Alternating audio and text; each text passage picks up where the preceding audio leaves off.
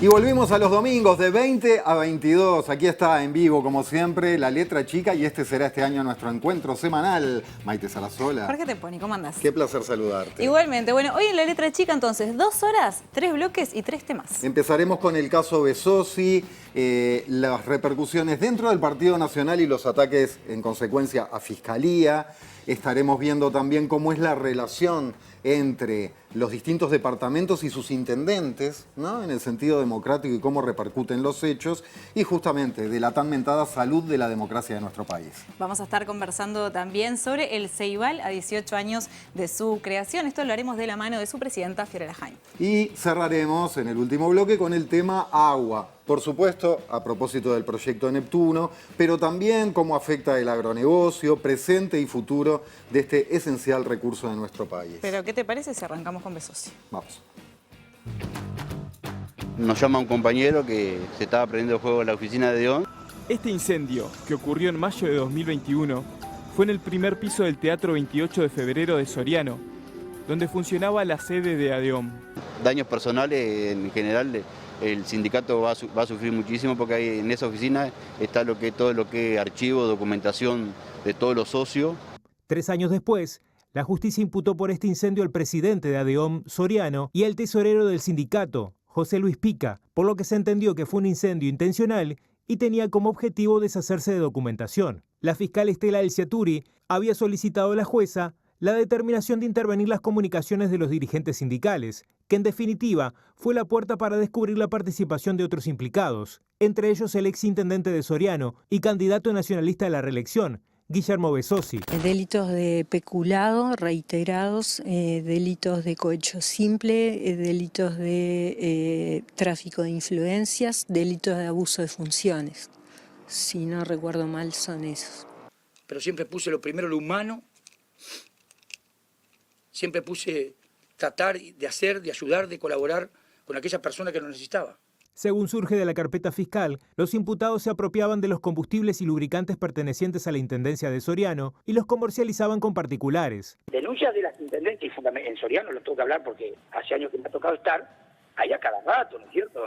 Hoy tenemos una fiscal que, gracias a Dios, se ha ocupado de muy buena manera de esto. En esta audiencia se formalizó la investigación que seguía Fiscalía respecto de 7 coimputados, el exintendente, el secretario general de la Intendencia, el prosecretario, el director de obras, el encargado de logística, el encargado de Hacienda. Esto está vinculado a un presunto manejo irregular de los dineros públicos. La Fiscalía solicitó una medida cautelar privativa de libertad que consiste en arresto domiciliario total monitoreado con dispositivo electrónico. Tengo una pulsera, no tengo vergüenza de decir que tengo una pulsera en la pata.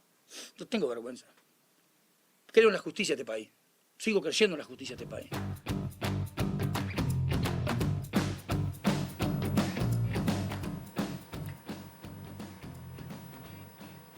Les recordamos que como siempre recibimos vuestros mensajes por escrito a nuestro WhatsApp para ir compartiendo ventajas del vivo, ¿vio? El ida y vuelta 092-374-089. Bien, veíamos ahí algo, repasemos y organicemos la información que es abundante, porque la investigación al ex intendente de Soriano, Guillermo Bezosi, y varios jerarcas de esa comuna, se originó a partir de intervenciones telefónicas relacionadas con lo que veíamos, el incendio intencional en el Teatro 28 de Febrero de Mercedes en el año 2021. Y las escuchas de ese caso justamente revelaron presuntas maniobras irregulares de la Intendencia, como por ejemplo peculado, tráfico de influencias y también abuso de funciones, entre otros. La formalización del ex intendente de Soriano, Guillermo Bezosi, por varios delitos de corrupción, surgió como un factor, además de distorsión, hablando de coyuntura política, en el inicio de la campaña hacia las elecciones departamentales de mayo. Recordemos que Bezosi había renunciado en febrero a su cargo para intendente justamente para hacer esta campaña hacia la reelección. Y el Frente Amplio analizó el caso el lunes 17 en su reunión del Secretariado Ejecutivo, que tuvo en consideración el escenario electoral de mayo. ¿Cuál es la visión de la fuerza política sobre este tema? Para hablar sobre esto, entonces, es que recibimos al presidente del Frente Amplio, Fernando Pereira. Fernando, buenas noches, bienvenido. Un placer, como siempre. Gracias por estar. La declaración original que consideró el secretariado, decíamos, del Frente Amplio, afirmaba que, comillas, las prácticas que se adjudican al gobierno de Soriano se repiten de forma sistemática en gestiones departamentales del Partido Nacional. Por otro lado, lo escuchaba esta semana en Doble Clic, que usted decía, esto es hijo de una política clientelar muy dura. ¿Considera que se naturalizaron ciertas formas de corrupción, lisa y llanamente, que son parte del quehacer cotidiano en las intendencias? Y, sí o no, ¿se asocian especialmente al Partido Nacional o va más allá? Lo primero es, yo antes de ser presidente del Frente Amplio fui dirigente sindical. Y vi, presencié, fui testigo, trabajé sobre persecuciones a trabajadores simplemente por pertenecer a otro partido. O es más, persecuciones a trabajadores por cambiarse de lista dentro del mismo Partido Nacional. Eso a mí no me lo contó nadie, yo estaba ahí, igual que estaban los dirigentes de los ADIONs locales que le tocó estas situaciones. El ex senador Adrián Peña, cuando presentó el proyecto de ley sobre ingreso a las intendencias por concurso o por sorteo, en su relato público decía que a él le pasaba que lo llamaban trabajadores municipales colorados para decirle que los habían echado de la intendencia simplemente por su condición de pertenecer al Partido Colorado, miembros ambos de la coalición republicana, Partido Nacional y Partido Colorado. Esto lo puede ver usted en notas de prensa o en las propias intervenciones de Peña en el Parlamento. Este tipo de acciones no están reñidas con la función pública. ¿Están o no están? Sí están. ¿Por qué el Partido Nacional no votó esta ley? ¿Por qué la mayoría de los cargos que entran, por ejemplo, en la Intendencia de Soriano son por dedo, a dedo o por decisión política de un director o del propio intendente? ¿Por qué? Porque finalmente esto nos puede dar variables de qué hacer para que sucesos de este tipo, que son parte del uso y las costumbres de distintos departamentos, dejen de serlo. Es probable que Besosi entienda que la mayor parte de los hechos que él hizo están dentro de la normalidad con la que se mueven los intendentes. Ahí no es solo más, Besosi y su fuerza política los intendentes también dicen que si fueran por las cosas de Besosi, deberían de estar todos con la tobillera. Pero ¿por qué no se presentan al juzgado y dicen lo que hicieron?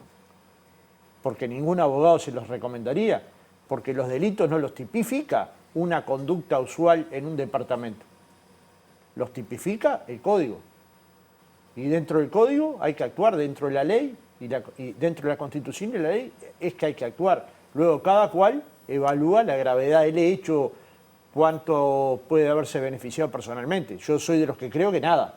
O sea, yo no tengo una objeción sobre Besosi apropiándose de dineros públicos, sino esa circunstancia en el que parece que un intendente de un departamento es dueño de un feudo en el que lo dirige como si fuera un patrón de estancia, sacando gente, poniendo gente, generando obras, dando obras, pagando un hotel sin saber quién lo paga. Es decir, la falta de control, la falta de rigurosidad. Y esto tal vez es el tema más de fondo que hay que tratar.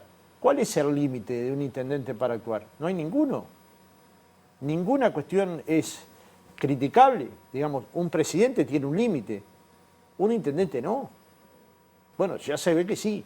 Ahora, cuando nos damos cuenta que tiene un límite, en vez de asumir que se cometieron errores o que se cometen errores, atacan a la justicia en forma brutal. Brutal. Bueno, y ahí justamente Pereira, la Fiscalía viene teniendo un rol sumamente importante. Y sí, perdóneme en este caso, que hay una parte que no contesté. Y sí hay una práctica del Partido Nacional. Basta recordar a Artigas, basta recordar las 1000 gauchadas del alcalde Florencio Sánchez. Digamos, no es que es un caso. No es un caso aislado. Cuando uno empieza a mirar el listado de las personas que ingresaron a dedo en las intendencias del Uruguay, encuentra como principales a las del Partido Nacional. Entonces, digamos, también tiene que haber una autocrítica. Lejos de eso, hablan de la decadencia ajena, cuando en realidad esto es la decadencia. Creer que se puede gobernar en el siglo XXI como se gobernaba a principios del siglo XX, haciendo lo que se les dé la gana. Por ejemplo, si usted paga horas extras de más, la pregunta está, los que cobraron las horas extras, ¿en qué situación están? ¿Usted sabe? Eso se está investigando todavía. Son procesos largos y la gente tiene que tener paciencia.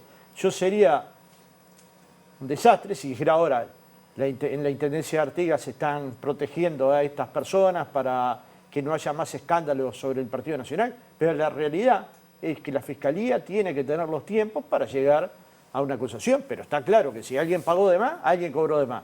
Y el que cobró de más tiene algunas cosas para explicar. Bueno, esta forma clientelar de que alguien cree que es la intendenta, aunque nadie la eligió como intendenta, y regala electrodomésticos, da puestos de trabajo, muestra las obras de la intendencia municipal, etcétera, etcétera, etcétera. Y como consecuencia de ello, llega un juicio abreviado que le inhabilita a participar de la elección nacional. Y quien va a participar ahora como candidato a intendente, Soravilla de Artigas, dice que si llegara a ganar lo va a poner en la Secretaría General, que es el segundo cargo en importancia de un departamento. ¿No es una demostración de que están reivindicando esa forma de actuar? Bueno, si la están reivindicando, nosotros somos críticos con esa forma de actuar. No se pueden pagar horas extras que no se hacen. No se puede colocarse en el lugar del intendente cuando no fue electa.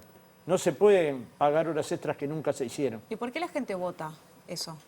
Bueno, eso yo con el voto de la gente nunca me meto, porque lo único que nos faltaba es echarle a la gente la culpa de que pide. La gente tiene derecho a pedir. El derecho a petición es un derecho humano. Yo tengo derecho a pedirles a ustedes lo que quiera. Si ustedes consideran que lo que yo les pido está fuera de la ley, lo que no tienen que hacer. Si lo que yo le pido está dentro de la ley, que para eso hay jurídicas en todos los organismos, entonces lo podré hacer. ¿Me entiende?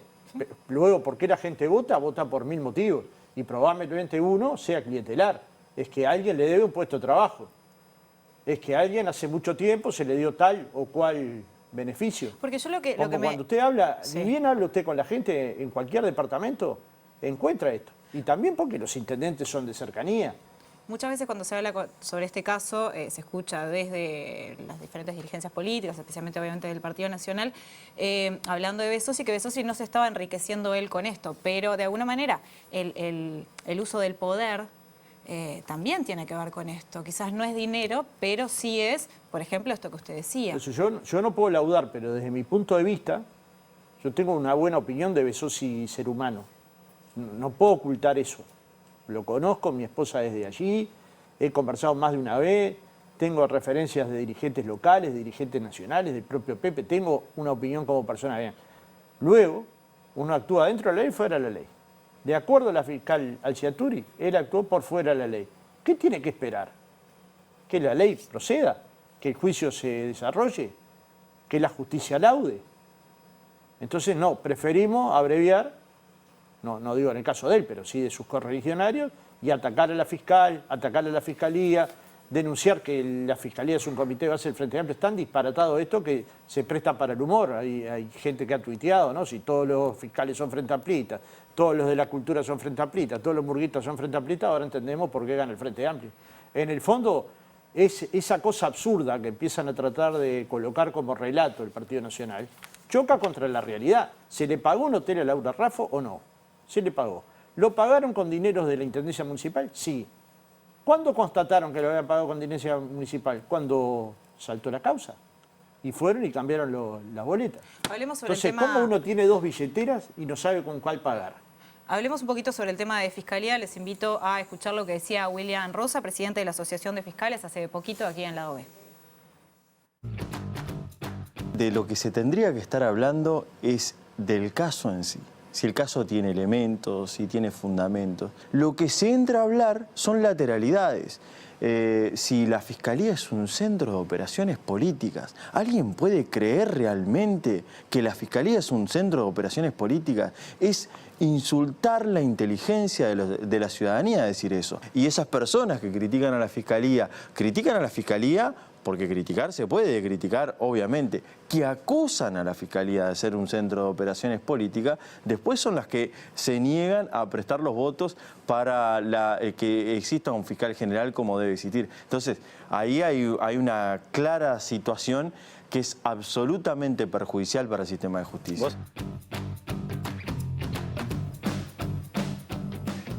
Muy bien, Pereira, ¿qué opinión le merece esto que comentaba Rosa? En el entendido justamente de que dirigentes, legisladores, de todo tipo de figuras políticas del Partido Nacional han criticado directamente el accionar de Fiscalía. Concuerdo y deberíamos concordar todos. Si nosotros no confiamos en nuestro sistema de justicia, ¿quién va a laudar nuestras diferencias? ¿Quién va a laudar nuestros problemas?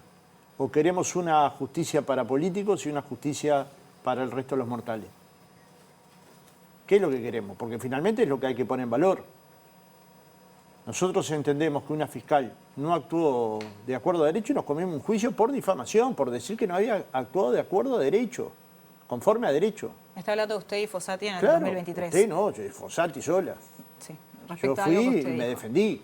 Y obviamente la causa se archivó porque no tenía objeto. Yo tengo derecho a opinar. El Partido Nacional tiene derecho a opinar sobre el fondo de la causa, incluso sobre los delitos. Lo que no tiene derecho, desde mi punto de vista, o si lo tiene, perjudica notoriamente nuestra institucionalidad, es criticar a esa institucionalidad como si fuera parte de un andamiaje de gente que conspira contra el Partido Nacional, porque eso además no es creíble. Lo que le insisto, ¿es creíble o no es creíble? No es que hay un imputado, hay más de 30 imputados. Empezó este problema hace más de 3 años con un incendio en un local en el que se quería ocultar pruebas. Entonces no es que nada pasó en Soriano, pasó de todo. Luego, ¿cuáles son los alcances que llegan a Besossi o a los directores de la Intendencia o al secretario general? Eso lo tiene que laudar la justicia y va a pasar tanto por la fiscal y su acusación como por la jueza de la causa. Entonces, digamos, cuando uno empieza a embarullar tanto que finalmente lo que quiere es que la justicia se decrete al grito en Uruguay no funciona. Al empujón en Uruguay no funciona. Y en cierta medida el sistema político tiene la obligación y debería tener la responsabilidad de fijar un fiscal de corte definitivo. Debería hacerlo ahora, en los próximos días, en la próxima semana. En el Frente Amplio hay voluntad absoluta, lo hubo en el periodo anterior. Cuando el expresidente Iturralde nos preguntó al Frente Amplio, a la presidencia del Frente Amplio, si el Frente Amplio estaba dispuesto a manejar nombres de fiscales de corte, le contestamos que sí, en sede del Frente Amplio. ¿Y piensa que pueden llegar a conseguir Y yo la mayoría necesaria? parto de la base que es fundamental, pero de lo contrario, hay que utilizar el sistema que hay, que el que subroga es el fiscal más antiguo de Montevideo. Que por eso estuvo Gómez. Y por eso estuvo, no, Gómez era subrogante, pero Sí. ahora está la fiscal Ferrero. Sí. El Frente Amplio, ¿usted cree que usted puede llamar a la fiscal Ferrero y va a encontrar que la fiscal Ferrero yo la llamé alguna vez por alguna causa que comprometieron Frente Amplista? No, no la va a encontrar. Entonces, hay que dejar trabajar a la justicia, no hay que apretar públicamente ni privadamente a los fiscales, hay que dejar la libertad de que el trabajo independiente luego no se someta a un fiscal por tomar una decisión de este tipo a todo tipo de presión. Porque todo se preocupa por Besossi, yo creo que está bien. Hay una movilización por Besossi y yo creo que la gente siempre tiene derecho a expresar lo que siente, lo que emocionalmente le provocan las cosas. Pero luego alguien se preocupa de los ataques que recibe la fiscal Alciaturi. ¿Alguien mínimamente se preocupa? ¿O solo nos preocupamos de unas personas y las otras que se encargue la vida? Entonces, digamos, también cuando hablamos de humanismo tenemos que ser un poco más claro. El humanismo no divide entre unos y otros. Marca referencias para cuidar a todos los que estamos en un sistema que tiene sus complejidades. Y claramente uno puede sentir que se lo está acusando indebidamente o ilegítimamente. Y tiene 1000 formas de defenderse. Yo no digo que no sea un momento duro, porque no se lo deseo a nadie. Es más, no desearía nunca que eso hubiera sucedido. Ni para esta intendencia ni para otra. Preferiría que todo se hiciera dentro de la ley. Como decíamos en el arranque del programa, esto tiene un montón de puntas y también podemos pasar de especificidades del caso, de repercusiones, a generalidades o cuestiones, al menos con el zoom un poco más abierto, a propósito de qué podemos reflexionar sobre la transparencia, las regulaciones en nuestro país. Para eso nos aireamos, vamos al móvil con Abril Mederos. Abril, abrazo enorme, adelante vos. Bienvenida. Muchas gracias, gracias por recibirnos y ya estamos en presencia de la presidenta de la Junta de Transparencia y Ética Pública, Ana Ferraris, justamente a razón de toda esta discusión que implica el manejo de las intendencias departamentales en distintos asuntos. Ferraris, muchas gracias por estos minutos. Le consulto para comenzar, ¿cuáles son las competencias en concreto que tiene la JUTEP ante eventuales casos de corrupción o irregularidades en los gobiernos departamentales? ¿Qué función cumple la JUTEP? Primero y principal, presidenta todavía no, porque no fue aprobada aún la veña. Sí, sigo integrando el directorio como vocal. Y bueno, hecha esta aclaración, decirte las potestades que tiene la JUTEP, bueno, como organismo de control de la corrupción y bueno, de alguna manera garante de la transparencia y la ética pública, tiene atribuciones, tiene algunas competencias, por ejemplo, a través de la tramitación de las denuncias que lleguen sobre actos de esa naturaleza, ya sea porque la ciudadanía misma las plantea o porque nosotros mismos en el directorio, frente a determinado tipo de situaciones que tomamos conocimiento de irregularidades de esa naturaleza, bueno, planteamos que el asunto sea tratado, analizado y que el organismo emita un pronunciamiento al respecto.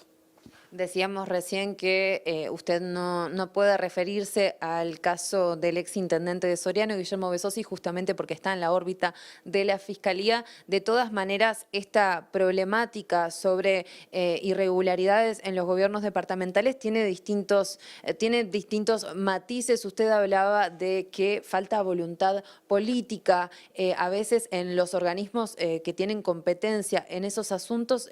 ¿Cómo puede ampliar esa idea? ¿Cuál es la situación que ocurre? ¿Está naturalizado cierto comportamiento?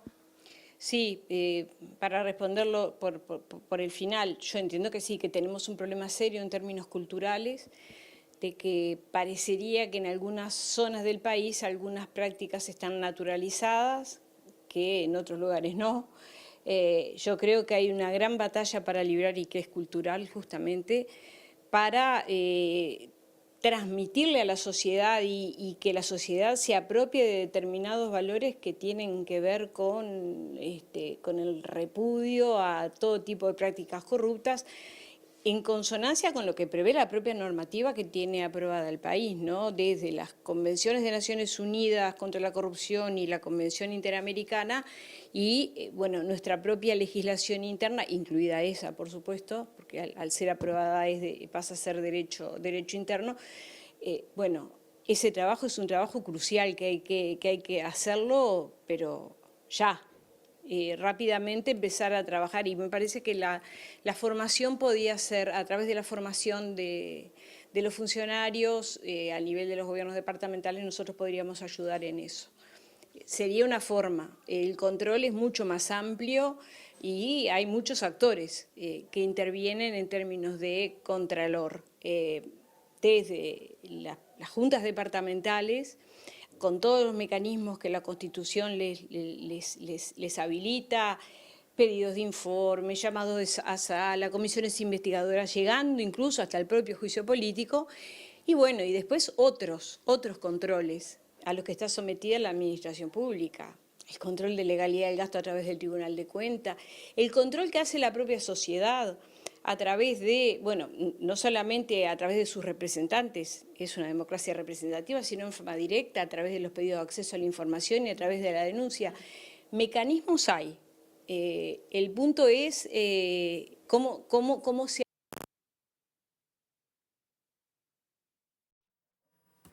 Se nos cortó, vamos a ver si vuelve reenganchamos. El grueso estaba planteado, pero si podemos reenganchar, nos pegan el chiflido y volvemos para ahí. Pero seguimos, dale. Habitual es que las juntas departamentales analicen situaciones como esta. Las denuncias que ustedes reciben en la JUTEP, ¿de dónde provienen? Normalmente de la propia ciudadanía y de ediles. Yo he recibido denuncias concretas, en la JUTEP hemos recibido denuncias formuladas por ediles, que no han prosperado en el ámbito departamental y que terminan siendo canalizadas a través de la Junta de Transparencia y Ética Pública.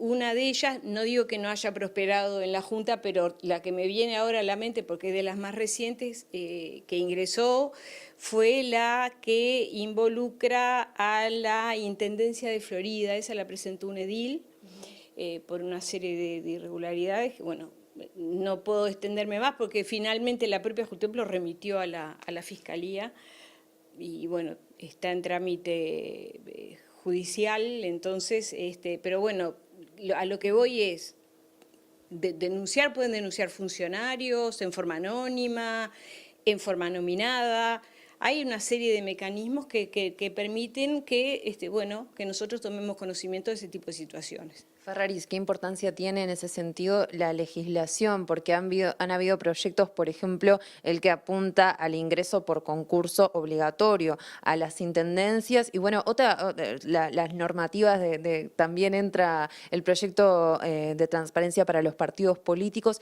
¿Qué importancia tiene la legislación a la hora de controlar la transparencia? Mucha importancia referida a la normativa que establezca con carácter obligatorio el ingreso a la función pública en los gobiernos departamentales, que se realice a través de mecanismos transparentes, concursos, sorteos, bueno, lo que prevea la normativa es fundamental.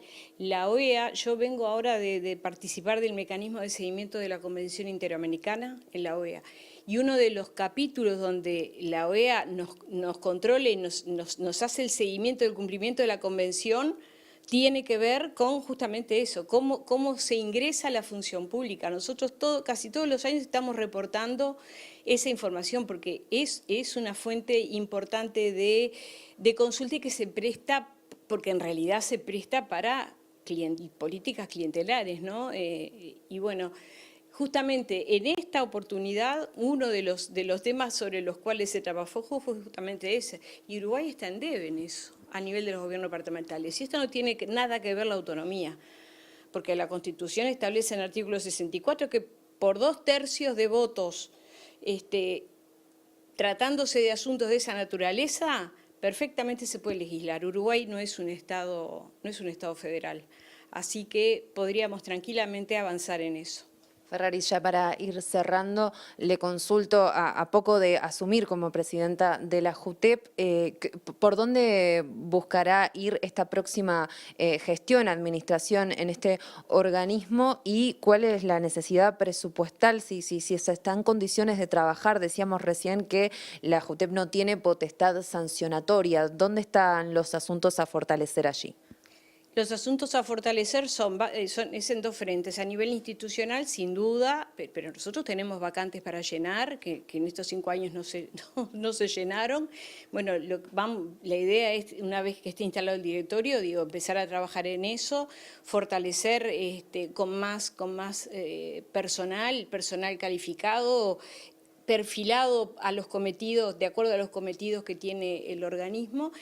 Y bueno, y después fortalecer los mecanismos de denuncia, los canales de denuncia, eso es fundamental porque no está reglamentado, ¿no? Y trabajar mucho sobre todo con el interior también en ese aspecto, de tratar de acompañar. Y un frente importante de trabajo, entiendo yo, es la formación.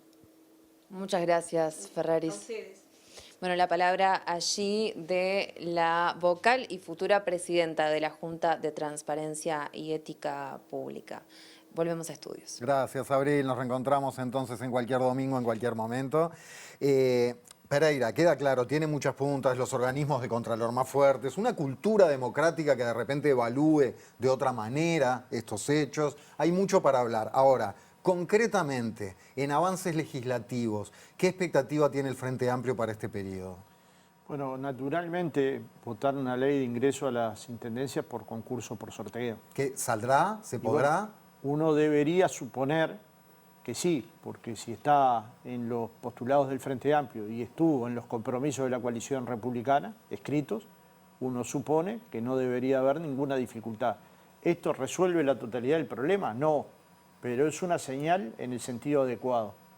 ¿Y la ley de financiamiento de los partidos políticos? Por supuesto, pero es que todas estas leyes son las que no votó el Partido Nacional.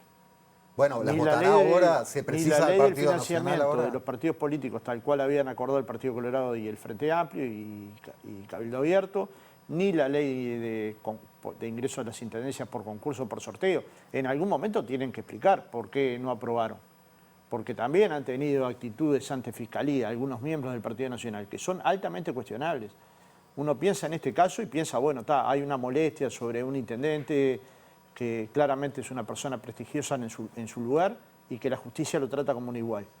Pero luego vimos casos de intentar estafar a la justicia, estafar el proceso legal. Es decir, vimos el caso Penades, cómo se lo intentó camuflar con la participación del director de la inteligencia carcelaria, con miembros de la Corte Electoral, con otros policías. Esto no es que uno lo inventa en su condición de frente amplista.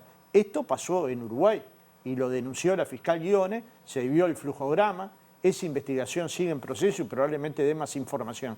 Pero lo que tenemos que hacer todos los que integramos el sistema político es dar garantías de que vamos a actuar dentro de la Constitución y la ley.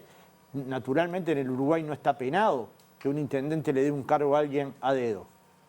Ahora, ¿está bien? Uno tiene que tomar a la persona más amiga del intendente o a la que está más capacitada para la función. ¿Usted cree que sí, que este periodo puede ser Yo en el creo que que se sí, apruebe y el si no- financiamiento de los partidos políticos y la entrada por concurso sorteo? Por decirlo muy resumido. Yo creo que sí, y ¿Cree el que Frente sí? Amplio siempre va a tener los votos colocados. Luego Bien. los demás tendrán que responder el por qué no. Porque hay un momento en que los partidos que se niegan a tomar este tipo de acción, que están vinculados a la transparencia y a la ética pública, digan por qué no las votan, por qué no lo apoyan. ¿Cuál es la lógica de querer mantener un sistema que a todas las luces trae estas patologías? Entre otras, creer que se actúa bien cuando se está violentando la norma, como mínimo la norma. Seguimos sumando miradas, nos vamos al interior. Sí, nos vamos en este caso para Salto porque allí está el politólogo Ernesto Nieto, a quien recibimos esta noche. Gracias por estar con nosotros. ¿Cómo andás? ¿Qué tal? Buenas noches, ¿cómo andan? Un gusto. Ernesto, bueno, venías Igualmente. escuchando un poco lo que estábamos hablando. Tú has dicho en otras notas que justamente consideras que la democracia en nuestro país funciona bien en general, pero hay una cuestión. Si miramos más al detalle en los diferentes departamentos, ¿a qué te referís con esto y qué es lo que está pasando entonces? Bueno, en realidad hay un grupo de colegas del Departamento de Ciencia Política que hace tiempo que venimos investigando estas cuestiones. La democracia en Uruguay funciona bastante bien y relativamente bien cuando hablamos del nivel nacional. El asunto es cuando vamos a lo subnacional, ¿no? Lo que está por debajo, tanto la política departamental como la municipal. Y allí lo que venimos viendo es que tenemos problemas. Yo diría que tenemos dos tipos de problemas que son de naturaleza distinta, pero que después concurren al mismo efecto. El primero es un tema de diseño institucional. Los politólogos le decimos diseño institucional, que es básicamente cómo están hechas las reglas, en este caso, del poder a nivel departamental, las reglas del poder político. Bueno, hay una profunda desigualdad. Nosotros hemos escrito con otros colegas y lo hemos firmado de que en Uruguay los intendentes tienen en muchos aspectos más poder que el presidente de la República. Y a su vez tienen menos control. Porque los legislativos departamentales son mucho más débiles.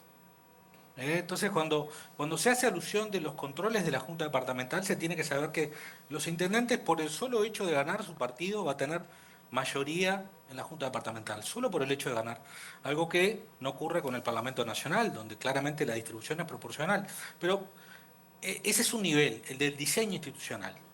Los intendentes tienen mucho poder, las juntas tienen poca capacidad de controlarlo, pero a su vez organismos nacionales tienen también poca capacidad de injerencia y de controlar un montón de actos administrativos de los intendentes. Eso por un lado. Por otro lado, lo que resulta de esto, que es un conjunto de prácticas que se repiten en el tiempo, un conjunto de culturas políticas que se transmiten de generación en generación, y esto es mucho más complicado de cambiar. Porque el diseño institucional, si bien a ningún intendente le gusta, y esto lo he hablado con muchos y de todos los partidos, ninguno quiere saber con que le quiten mayoría automática en la Junta, ninguno quiere tener más controles, son muy pocos los que están dispuestos a aceptar que el ingreso a las intendencias sea por concurso, por sorteo, muy poquitos, más allá que públicamente algunos otros digan otra cosa. El problema está en la cultura política que hemos venido generando. La manera que ustedes decían hoy al comienzo que esto sea naturalizado. Bueno, eso es cultura política. La forma en que se repite una manera de pensar sobre los asuntos políticos, que se transmite una idea de generación en generación. Y lo que estamos viendo con el caso de Soriano y de Besossi concretamente es un caso típico en donde tenemos una cultura política que, a diferencia de lo que pasa a nivel nacional, donde se exige bastante transparencia y donde de alguna manera la sociedad sanciona los hechos de corrupción, aparente corrupción, comportamientos despegados de la ley, a nivel subnacional eso no es así. Y eso tiene que ver con un conjunto de prácticas que se repiten en el tiempo, que tienen que ver, bueno, con clientelismo, nepotismo, gauchadas, entre comillas, de todo tipo, aunque muchas veces estén por fuera de los actos administrativos como se deben proceder. Pero este nivel es el nivel sobre el que se asientan muchas veces las prácticas democráticas. Nieto. Tan importante como las leyes, ya termino, tan importante como las leyes es lo que esas leyes producen en la ciudadanía a la hora de comportarse y de pensar los fenómenos políticos. Sí, no, y justamente a propósito de esta posible, en muchos casos, naturalización de estas prácticas, después a partir de ahí viene una victimización como un recurso político recurrente, quiero compartir contigo, con todos, tres voces del Partido Nacional de estos últimos días y a propósito de esto, Laura Raffo, Nicolás Olivera y Graciela Bianchi. Un minuto de esto y desde ahí la seguimos. Yo creo que a veces los procedimientos burocráticos en el Uruguay y en muchos estados son procedimientos largos que a veces hacen que el servicio al ciudadano demore más de lo que debería demorar. Discúlpeme capaz que recurra a algo, pero en Montevideo o en la zona, le diría Montevideo, es muy distinta, las cosas se ven muy distintas a como se ven en otros lugares del país, no en el resto del país. Porque el intendente es el hombre más cercano, es la figura más cercana que el vecino tiene, es la figura que sabe dónde, la gente sabe dónde vive, le tocan timbre a cualquier hora por una situación, por un planteo. Hay amigos que conozco muy bien que no quieren ser más intendentes, porque la población entiende que los favores son naturalizados, mientras no no nos hagamos los hipócritas. Yo como senadora recibo llamadas de gente que no conozco a ver si le cambian el turno del liceo al hijo. A ver. Entonces, Nieto, dos cuestiones. Una, reflexiones sobre esto que escuchábamos. Y dos, y a propósito también de la cultura política, cómo analiza, que esto ya es más de candente actualidad del día, la marcha de hoy bajo el lema Todos somos Besossi. Empecemos por lo que decían los políticos.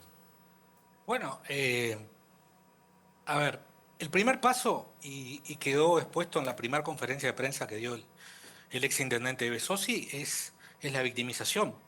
Y si ustedes repasan otros casos que hemos tenido en el país que tengan que ver con intendencias o con fenómenos subnacionales, o también con algunos fenómenos nacionales, por lo general el primer paso es la victimización. Ahora, el segundo paso, y en esto de Besossi, al igual que en otros casos de las intendencias, ya es el ataque directo a la Fiscalía o a veces ya más directamente al Poder Judicial directamente. Entonces, eso forma parte de una cadena que es casi natural, de una especie de excusómetro que se pone cuando hay elementos que son muy contundentes, porque aclaremos, acá hay una fiscal que acusa, pero toda la investigación se hace durante el gobierno pasado, y hay una una jueza que dice que está de acuerdo con que se tomen cierto tipo de medidas para continuar la causa. Entonces, el segundo momento, después de la victimización, es directamente ataquemos a un poder que no solamente tiene que ser independiente, sino que es garantía.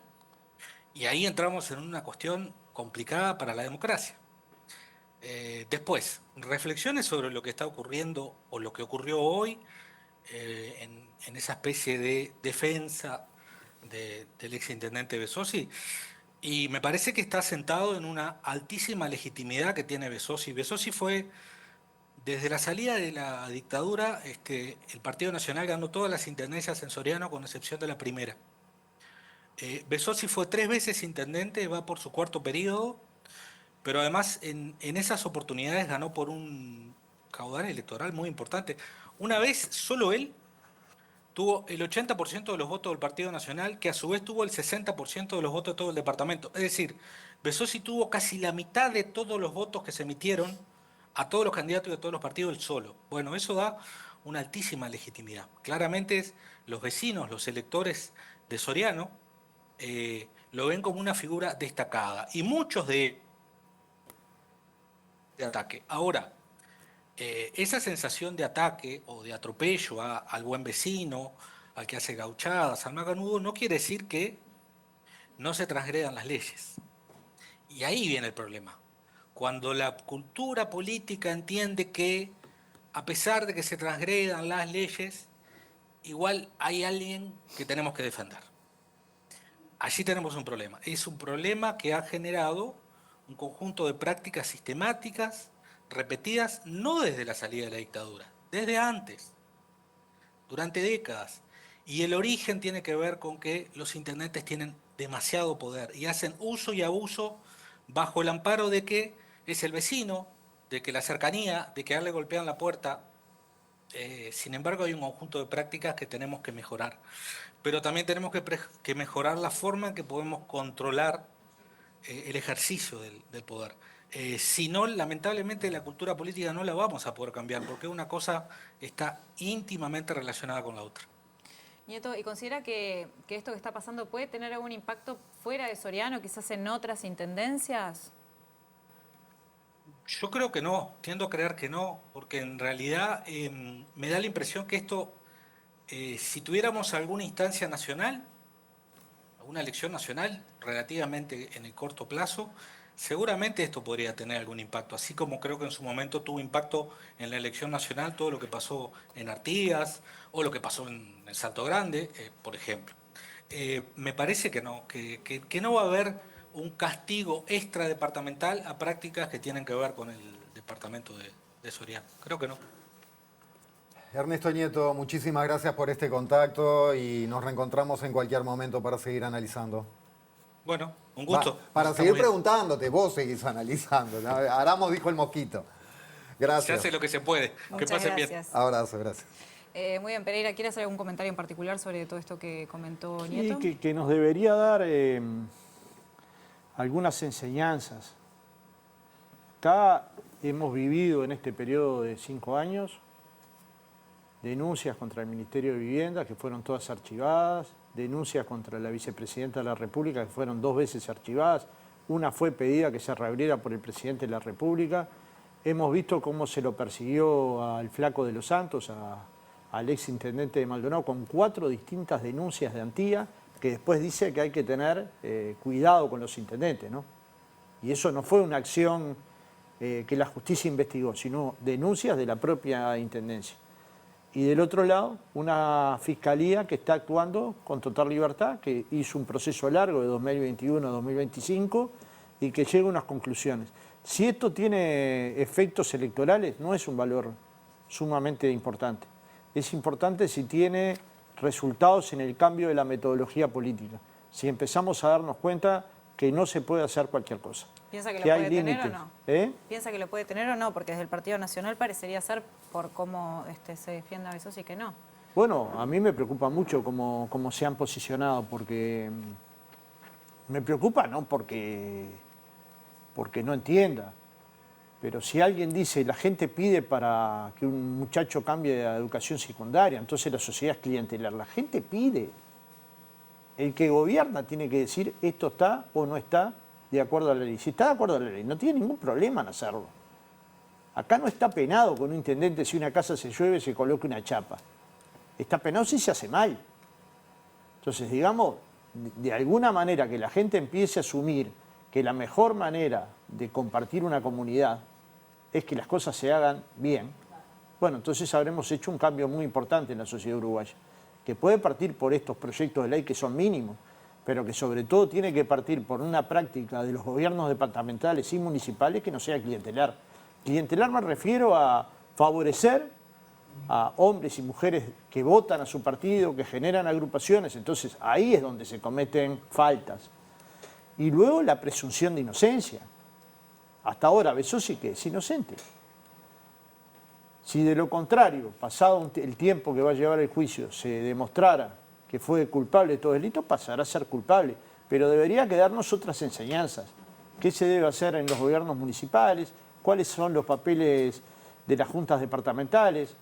Si tienen que tener mayoría automática o no, ese puede ser un tema, pero en verdad, en la mayoría de los departamentos donde se ganan las intendencias, además se gana la mayoría, independientemente que no tengan la mitad de los votos. O sea, pero tendrían que tener los ediles tarea completa o tarea full time, o hacer su tarea solo en el tiempo libre. Entonces, hay un conjunto de preguntas que nos tenemos que formular para encontrar que haya transparencia dentro de los gobiernos municipales. La última por mi parte, Pereira. Usted se manifestó también en distintas notas preocupado por no fomentar una brecha entre los pobladores de Soriano, entre la gente de Soriano. Entonces, ¿dónde puede estar el punto de equilibrio entre observar, ser críticos, confrontar, señalar y no fomentar esa brecha? Bueno, que yo creo que hay una forma de comunicarnos, de expresarnos, que puede o no fomentar una brecha. Nosotros si decimos, Besossi es inocente hasta que se demuestre lo contrario, no estamos fomentando ninguna brecha.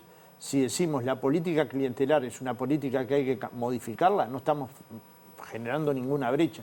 Y luego en departamentos donde vive personas que se conocen, en Mercedes son algo más de 40.000, las personas no pueden generar enfrentamientos entre los que defienden a Besossi y se sienten parte y los que no, porque así no es la vida, sino si somos posibles si son posibles los mercenarios o cualquier habitante de cualquier otro departamento, de construir consensos de qué se debería hacer en cada departamento, porque luego eso le genera determinado tipo de límites a los intendentes que empiezan a entender que no pueden hacer cualquier cosa, como planteaba el político Nieto. Hay una cultura de creer, bueno, lo decía Olivera, no es lo mismo que Montevideo, porque a mí me golpean la puerta, pero si te golpean la puerta por algo que es ilegal, hay que decir que no.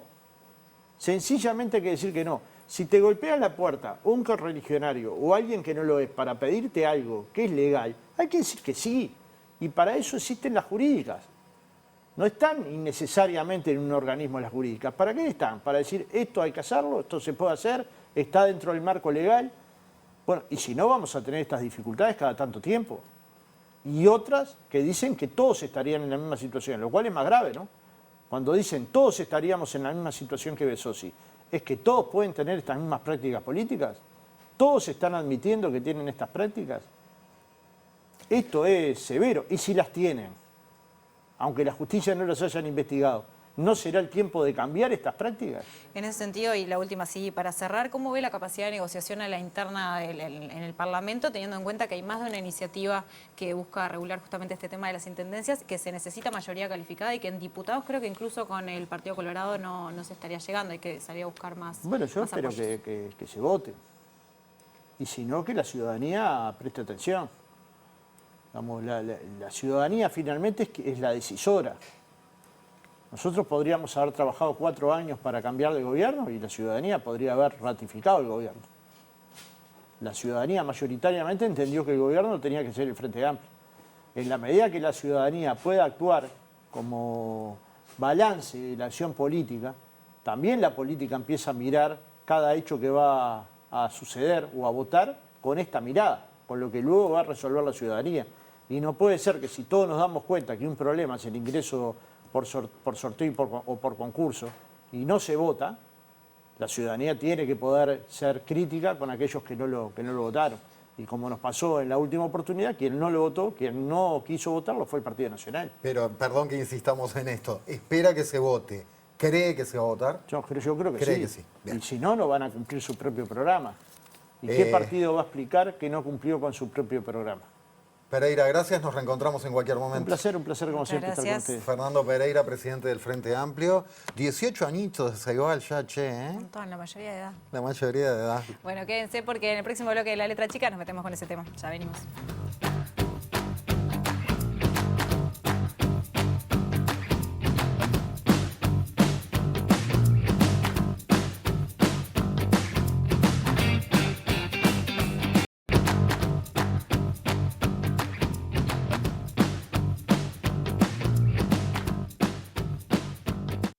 Presenta Casmu. Afiliate llamando al 1444 o en casmu.com.uy. Casmu. Nos une la vida. Como decíamos, dentro de poquitos días, Ceibal cumple ya 18 años. Bueno, ¿qué ha sucedido en estos 18 años? Es decir, ¿cuáles han sido sus logros y sus dificultades? ¿Cómo ha acompañado, algo que nunca se dijo, los vertiginosos cambios tecnológicos que viene sufriendo o gozando la humanidad y qué se espera para el futuro? Hablaremos de Ceibal. Ceibal es un proyecto de la Presidencia de la República que se desarrollará en los años 2007 a 2009 y entregará una computadora portátil a cada niño y a cada maestro de escuelas públicas de todo el país.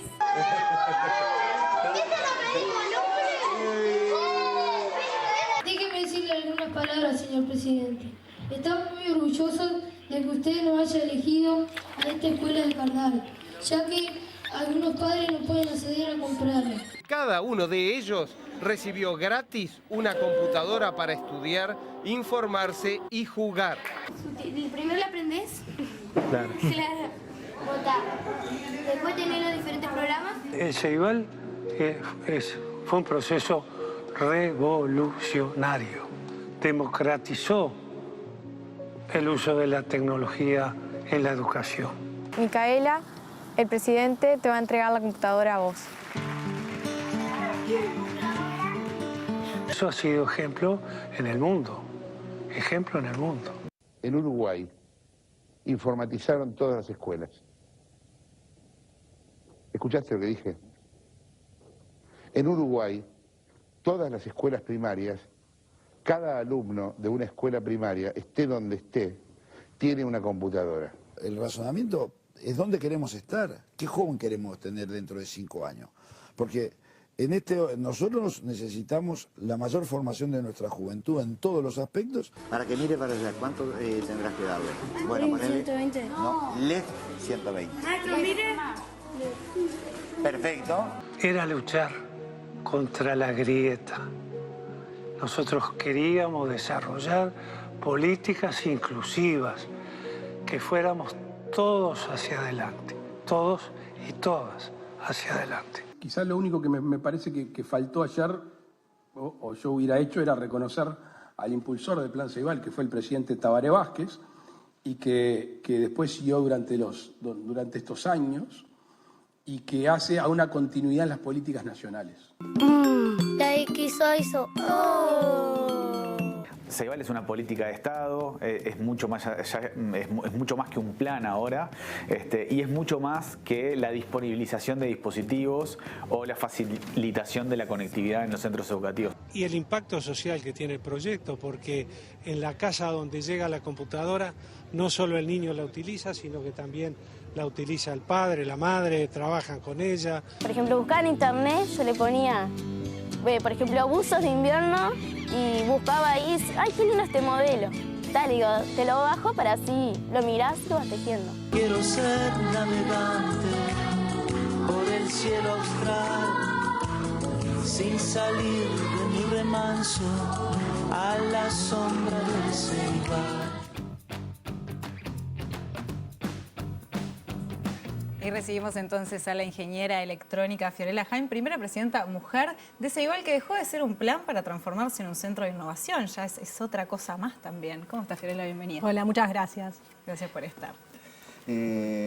Primera pregunta es personal. ¿Dónde estabas tú hace 18 años?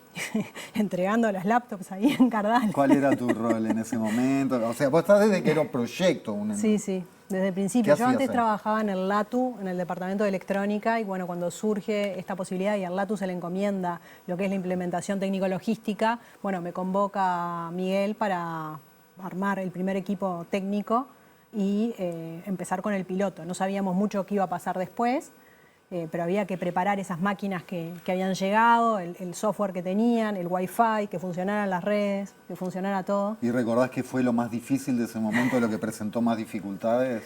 Mirá, todo. Perdón, sí. Voy a hacer doble pregunta. ¿Qué parecía más difícil a priori y qué fue más difícil en la realidad? Bueno, ¿qué pregunta? Sí. Yo te diría que a priori había muchas cosas que parecían que iban a estar resueltas, que no estaban resueltas en las computadoras. Era un sistema que estaba muy inestable en ese momento, o sea, todos los días salían imágenes nuevas. Imágenes es el software que tiene, ¿no? O sea, los contenidos de la computadora. Entonces, el poder tenerlas en la última versión, que corrigiera los bugs, los problemas que tenían las versiones anteriores, era como que todo el tiempo y corregías algo y aparecía otro problema. Eran versiones beta, que lo que pasa es eso, ¿no? Cuando vos vas a probar algo que está en versión beta, tiene cierta inestabilidad. Y habían dos aspectos técnicos que no estaban resueltos.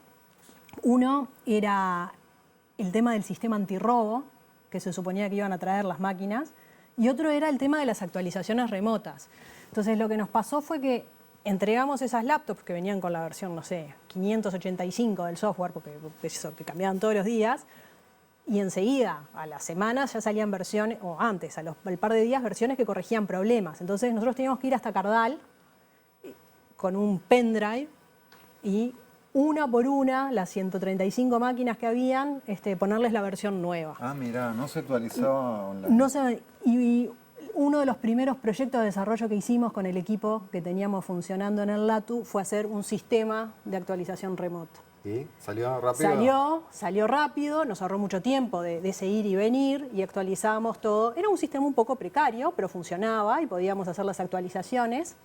Lo único que en eso de ser precario y de ser hecho por estudiantes de ingeniería que estaban desarrollando algo, nos pasó una vez que mandamos una actualización y faltó poner una última instrucción que hacía que las máquinas quedaran bloqueadas, esperando esa instrucción de final. Y no teníamos forma de desbloquearles. Y nos empezaron enseguida, a los 2 minutos, empezaron a llamar y decían, hay un virus. El virus éramos nosotros.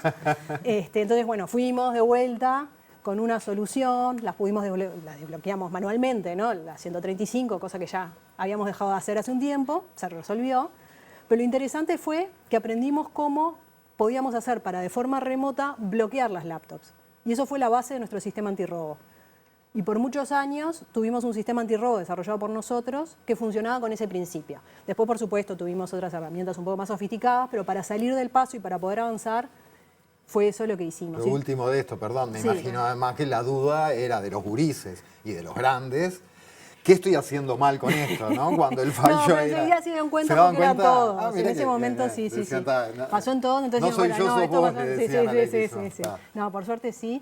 Y es eso un poco, yo creo que en esos primeros momentos, y creo que la diferencia de Uruguay con otros países que trataron de adoptar esta iniciativa, es que nosotros teníamos un equipo técnico que estaba buscando soluciones a los problemas nuestros. O sea, nosotros a veces de Estados Unidos nos decían, no, pero el sistema de actualización está bien, como algo de... no es tan importante. Y para nosotros era crítico, porque era ir todos los días y era un esfuerzo impresionante. Y además eso lo puedes hacer en un piloto, pero después en algún momento tenés que... para todo.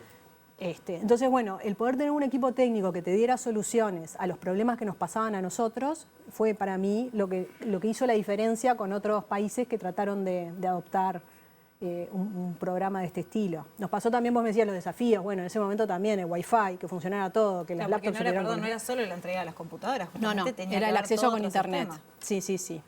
¿Y qué impacto tuvo eso, por ejemplo, en la brecha digital que había en Uruguay? Bueno, fue enorme. Nosotros en los primeros años medimos el tema de la cantidad el porcentaje de computadoras que habían en los hogares por quintil. Y vos tenías que antes del plan Ceibal, en el quintil 1 tenías un 10% de los hogares que tenían acceso, mientras que en el quintil 5 tenías cerca del 90%, y eso después de 3 años cambió, ¿no? O sea, y eso en términos de equidad es muy fuerte. ¿Qué impactos tiene eso después en un gurí? Bueno, de todo. Nosotros, a ver, las historias, es muy lindo, yo ahora veía el video y es muy lindo verlos, ahora los vemos grandes a los chiquilines de Cardal, impresiona un poco. Veías un par y me mostraba fotos. Sí. Me decía, mirá, están así.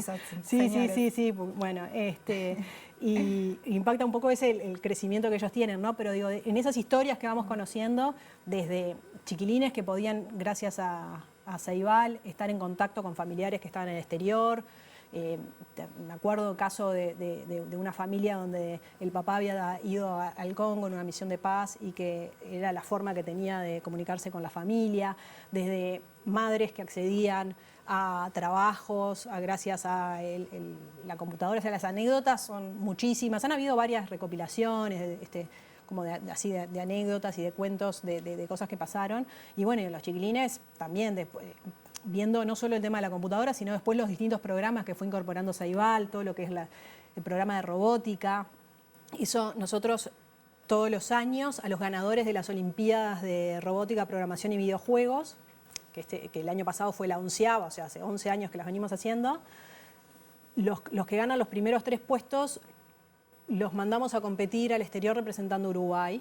en distintas competencias. Ahora justo va un grupo de chicas de Migues, van a ir ahora en abril a Houston a competir. Y en estos años nos pasó de muchos equipos que había chiquilines que la primera vez que habían venido a Montevideo había sido para las Olimpiadas, ganaron y se iban a ir a Estados Unidos a competir. Y bueno, toda esa experiencia, ese crecimiento, el conocer equipos de otros países que están, resolviendo los mismos problemas con las mismas tecnologías y al mismo nivel, donde podían tener conversaciones con chiquilines de Japón, de lugares como muy exóticos para nosotros, ¿no? Que no están en la diaria. Y de repente habían salido, de algún pueblo del interior donde tenían otra dinámica y otro contacto de posibilidades de intercambio, ¿no? Y de aprendizaje. Entonces esas cosas, sí, es muy lindo, creo que es muy motivante también para todos quienes trabajamos en Ceibal, porque al final del día conoces esas historias y decís, qué bueno, ¿no? Claro. Y hablando de esto, de que estás vinculada desde el Vamos o desde la Génesis, ¿cuáles te parecen los principales cambios tecnológicos? Hablaba hoy de esto, ¿no? Del vértigo de la tecnología. A nivel mundial de estos 18 años, que puedan tener que ver, puedan tener impacto a favor, en contra, ayudando, complicando a Ceibal. De lo que pasa en el mundo, cómo reverbera en Ceibal. Bueno, hay mucho que viene a favor, ¿no? O sea, nosotros veíamos ahora las imágenes de la Ceibalita, que ya hace muchos años que no existen más, y las computadoras, las laptops que entregamos ahora son laptops que se pueden utilizar perfectamente para trabajar, tienen muchísima más memoria, capacidad, velocidad, la tecnología permitió, generar mejores herramientas, las velocidades en Internet, por supuesto que son otras, y que permiten integrar otras herramientas que antes no habían. O sea, cuando nosotros salimos en el 2007, fue cuando se empezaron a lanzar los teléfonos inteligentes. O sea, empezó en esa época también apareció Facebook, que no existía. O sea, es como todo, esos avances de la tecnología hoy capaz que los miramos y decimos, qué natural que es tener una plataforma donde todos los chiquilines puedan tener, foros de discusión, se conecten con los docentes, con sus compañeros, que puedan intercambiar y trabajar en forma colaborativa. Eran tecnologías que no teníamos a disposición en ese momento. Entonces, todo eso se fue incorporando y fue dando más posibilidades. Te diría que también la tecnología en lo que es las telecomunicaciones permitieron llegar al interior con mejores velocidades. O sea, si bien nosotros en 2009 teníamos prácticamente el 99% de los chiquilines con Internet, hasta hace poco no pudimos tener una buena velocidad en algunos lugares que permitiera hacer un uso, por ejemplo, de videoconferencias, eso que también fue una herramienta muy importante para nosotros en la pandemia, ¿no? O sea, poder contar con esas velocidades de Internet para poder justamente hacer esas cosas. Y vos decías también en la parte, esto estoy contando como todo lo positivo, todo lo que ayuda, todo lo que va evolucionando. Me acuerdo también, durante varios años hicimos licitaciones para comprar una biblioteca digital y no conseguíamos, quedaba desierto, porque no existían. Hasta que ya hace varios años que tenemos la Biblioteca País, donde cientos de miles de uruguayos con solo su cédula de identidad pueden sacar libros, los libros de texto para los chiquilines, pero también libros, novelas o audiolibros para cualquier ciudadano uruguayo, ¿no? Perdona, antes de seguir, porque ahí me engancha con algo en lo que estaba pensando escuchándote. Las computadoras actuales tienen prestaciones no solo para los niños, en aquello de compartir la compu en familia. Un adulto puede ir y hacer cosas de adultos en una máquina de las que se entregan hoy, que como decías son mucho más desarrolladas que las XO. Sí. Ahora, yo creo que hoy también la penetración de la tecnología es diferente, ¿no? Hoy todos tenemos acceso a celular, eso es prácticamente universal, con acceso a datos. Y hay toda una serie, todo lo que es consultar información en Internet, que antes era, solo la computadora, la posibilidad. Ahora es más cómodo quizás hacer ese tipo de cosas desde el propio dispositivo del adulto. Pero sí, nosotros nos parece que la computadora le da a los chiquilines la posibilidad de hacer producciones, de hacer un uso más creativo, ¿no? De programar, editar, generar sus propios contenidos, más allá de la parte que sí, que sigue estando buena, de encontrar información, intercambiar, o sea, es como que se le van agregando capas. Bien, creo que pero sí lo pueden usar adultos, eso seguro. Creo que ibas ahora a algunos cambios que les repercutieron, ¿les complicaron algo? Bueno, que traen más desafíos y oportunidades. Yo creo que estos siempre están de los dos lados, pero en los últimos años, con algunas herramientas de inteligencia artificial, especialmente lo que tiene que ver con los grandes modelos de lenguaje, generan en la comunidad docente capaz que alguna inquietud.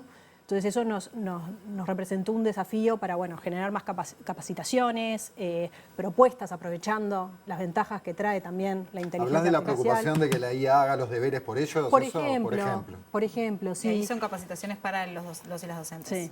Sí.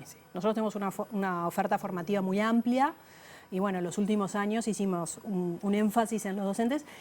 Y en los estudiantes nosotros tenemos un programa que se llama Pensamiento Computacional e Inteligencia Artificial, que lo lanzamos en 2017. En 2017 eran 50 grupos y ahora el año pasado eran más de 5.000 grupos, o sea, es bastante universal en cuarto, quinto y sexto de escuela, donde los chiquilines van haciendo proyectos de 6, 8 semanas, aprendiendo conceptos de pensamiento computacional y de inteligencia artificial. Entonces, algún proyecto que tienen es justamente para entender cómo funciona la inteligencia artificial y que sepan también, que no es magia, que tiene sus limitaciones, que hay, un cierto funcionamiento que depende del entrenamiento que tuvo esa inteligencia artificial y que puedan ser usuarios críticos, ¿no? O sea, nosotros justamente parte de lo que queremos es que aprovechen las herramientas, como lo hemos venido haciendo estos 18 años, conociendo cuál es el potencial y para qué les puede servir, pero también cuáles son sus limitaciones, tenerlas en cuenta, ¿no? Porque en ese sentido creo que cuando pensamos en tecnología, me dirás vos qué pensás, Fiorella, pero todo puede ser un arma de doble filo, o sea, todo tiene algo positivo y algo negativo. En las redes sociales que tú mencionabas, el uso de los teléfonos inteligentes, y a medida que va avanzando la tecnología, eso es algo que va a seguir existiendo. Sí, nosotros la apuesta que hicimos desde el día 1 fue, a la educación, por eso también al principio las computadoras como herramienta de ciudadanía digitales que se entregaron en las escuelas para poder hacer ese uso en un ambiente educativo y que, digamos, yo creo que en ese momento no estaba tan claro, pero hoy no hay duda. O sea, vos llegás a tu casa y tenés ese acceso y tenés ese mundo digital y es el mundo en el que estamos. Y que necesitas un pensamiento crítico también porque lo que te ofrece es infinito y hay muchas cosas que justamente para gurises son dañinas y van a aparecer en algún momento. Exactamente. Esa gurisa tiene que poder decir esto no me sirve, esto no me gusta, esto lo cierro, o hablo con mamá, con papá. Exactamente, y poder tener esta herramienta en el ámbito educativo permite ir generando esas capacidades con un acompañamiento docente que creo que siempre además está ávido de poder ser guía. Nosotros, te decía esto del curso de inteligencia artificial que armamos ahora estos últimos años, cada taller que damos se llena. Hay como mucha avidez por parte de los docentes de estar al día y de poder acompañar a los estudiantes de la mejor manera. Pero sí, son desafíos, o sea, aparecen cosas nuevas y hay que justamente, nosotros hicimos un marco también con distintas dimensiones, porque hay aspectos éticos también a tener cuidado. Eso, vos sabés que estás leyendo el pensamiento, pensaba en eso, desafíos, ética, tecnología y ética, tensión permanente. ¿Cuáles han sido los principales? Bueno, primero, cuán a menudo tienen discusiones éticas dentro de Ceibal para tomar decisiones importantes. ¿Y cuáles son los temas que les han llevado a tener más discusiones éticas? Mirá, yo creo... Dilemas o trilemas. Mirá, creo que una de las cosas más lindas de Ceibal es el equipo de gente que hay, que es muy diverso en disciplinas y con gran profundidad en conocimientos. O sea, nosotros tenemos personas con doctorado en áreas muy disímiles, en educación, en redes Wi-Fi, pero también en psicología, en sociología, ¿no? Entonces, tenemos la posibilidad de dar discusiones muy amplias y sí, tratamos de 2 o 3 veces por año tener alguna discusión media amplia sobre aspectos, que estamos viendo que no tienen quizás una respuesta clara y que decís, esto es blanco-negro. Y también, por supuesto, nosotros estamos en un ecosistema educativo, o sea, no es una institución que trabaja sola y aislada, al contrario. Sí, claro. Entonces, participamos mucho en estos debates y en estas preguntas con ANEP, con el MEC, con ¿Y qué temas sobre todo? Algunos ejemplos como para entenderlo nosotros. Bueno,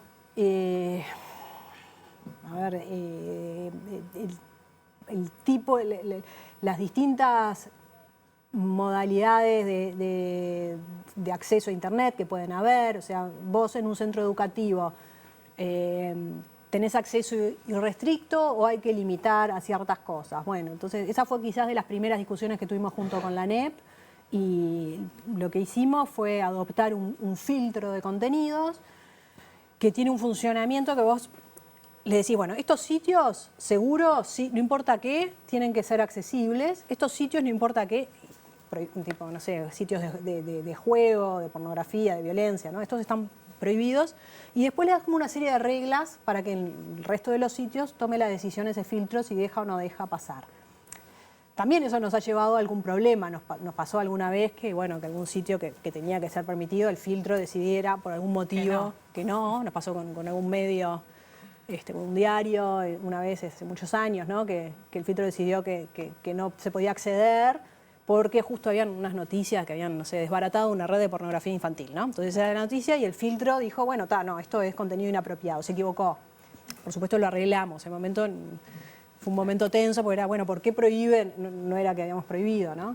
Entonces también a veces aparecen sitios que hay que prohibir y el algoritmo no lo encuentra, entonces eso se denuncia y se pone a mano. Ese funcionamiento ahora está bastante estable. Cada tanto pasa algo, pero... En este diálogo con la educación y pensando en lo que va a ser el próximo quinquenio, Fiorella, ¿cuáles vendrían a ser los principales ejes para ustedes, el camino? Bueno, nosotros estamos siempre muy atentos a los desafíos de la educación en el global y tratamos de contribuir en ese sentido. Entonces, bueno, estamos trabajando ahora temas como pueden ser el ausentismo, qué herramientas desde Ceibal podemos brindar para mejorar eso, también la extensión del tiempo pedagógico. Para nosotros sería muy bueno que en las propuestas de educación media, de extensión del tiempo pedagógico, se incluyeran talleres de robótica, talleres de repente de placas programables, ¿no? O sea, creo que también tenemos esos talleres. ¿Les interesa? Sí, en general sí. Tenemos como mucha más llegada en el interior que en Montevideo, pero bueno, eso es algo que creo que tenemos que trabajar. ¿Por qué piensan que es así? Bueno, no sé, tendríamos que hacer algún estudio un poco más en profundidad. Es yo creo que en algunos lugares también es que capaz que hay menos opciones o hay menos oportunidades de otras cosas interesantes. Quizás en Montevideo hay como otras opciones que están disponibles y eso hace que haya menos interés, no sé, pero habría que estudiar un poquito más. Sí, puede ser también. Yo qué sé, los chiquilines de Migues, por ejemplo, los más grandes, hace unos años ellos estaban entrenando para la competencia de robótica y les habían dado la llave del liceo para que pudieran ir los domingos. Eso capaz que en Montevideo es más difícil que pase. Claro. Entonces creo que también hay algo de las comunidades educativas y sus particularidades. Y en esta línea también una preocupación que tenemos y que compartimos también con las autoridades de la ANEP es la participación de las niñas en estos programas, ¿no? O sea, nosotros desde Ceibal tratamos de que en cada una de nuestras propuestas STEM, o sea, de ciencia, tecnología, ingeniería y matemática, estemos tratando de cerrar las brechas de género y no abrirlas. No es un tema obvio porque hay varios factores que no dependen de nosotros que están operando, pero siempre tratamos de generar condiciones para tratar de que más niñas se animen a probar. Después, ojalá hagan ingeniería, pero por lo menos que sea una decisión y no que sea algo que viene por algún estereotipo y que por eso no llegan. Claro. Sí, difícil igual luchar contra eso, pero es maravilloso que exista justamente. Sí.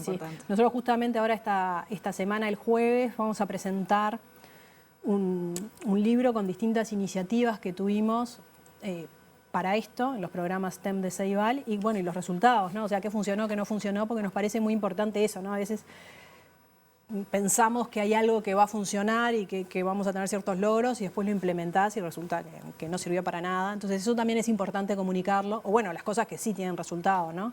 Claro. Entonces, ¿Qué han encontrado que sí? Por ejemplo, algo les llamó la atención, que dijeran, mira esto, qué maravilloso que fue, y capaz que no se lo esperaban. Bueno, sí, varios van a estar en el libro, no quiero spoilear mucho, Bueno, pero por ejemplo... Cuando salga te invitaremos. Pero algo nos adelanta. No, sí, algunas cosas sí. En las Olimpiadas, por ejemplo, tratamos de hacer que hubieran más grupos que fueran mixtos, con ciertos roles de las chiquilinas también en el equipo. También promovimos equipos que fueran solo de chicas, como es este que va ahora a Houston, fue un equipo solo de chicas. Y el año pasado fue un equipo también solo de chicas de Rivera. Eso también sirvió para cambiar un poquito los números ahí en las Olimpiadas. En Jóvenes a Programar, por ejemplo, hicimos tanto en el 2019 como en el 2024 una edición que fue solo para mujeres, y ahí lo que vimos, por eso lo vimos en el 2019 y por eso lo repetimos en el 2024, fue que las chiquilinas que se anotan son chiquilinas que no se hubiesen anotado en las otras convocatorias. Entonces eso también me parece que es... ¿Por qué? Bueno, hay varias razones. Hay mucho también de pensar que no es un programa que es para ellas, y cuando ven una decisión que solo es para chicas, dicen, bueno, esto es para mí, y se animan a dar ese paso. Qué importante. Sí, sí, sí. Bueno, y de otras también, de otras estrategias, por ejemplo, en el curso de pensamiento computacional, nosotros tenemos en los guiones de las clases remotas que se dan algunos aspectos a considerar, que es, por ejemplo, los ejemplos, que no sean solo ejemplos de ingenieros varones que hicieron cosas, sino que sean ingenieros varones e ingenieras mujeres, que cuando dan la palabra a los chiquilines, claro, las mujeres en lugares. Ahí va, que se tenga cuidado con eso, que cuando se le da la palabra, a los varones y a las chicas, o sea, que son cosas que se van midiendo y que se van cuidando para hacerlo, porque si no, hay sesgos que tenemos presentes que hacen que quizás vayan en otra dirección. Y lo que hemos visto es que, que en los estudiantes que están en este programa y después participan, por ejemplo, en pruebas internacionales, como es Bebras, que es una prueba internacional de pensamiento computacional, se achican las brechas que puedan haber, incluso a veces las chicas tienen desempeño superior, comparado con quienes no están en estos programas que toman en cuenta estos aspectos. Claro.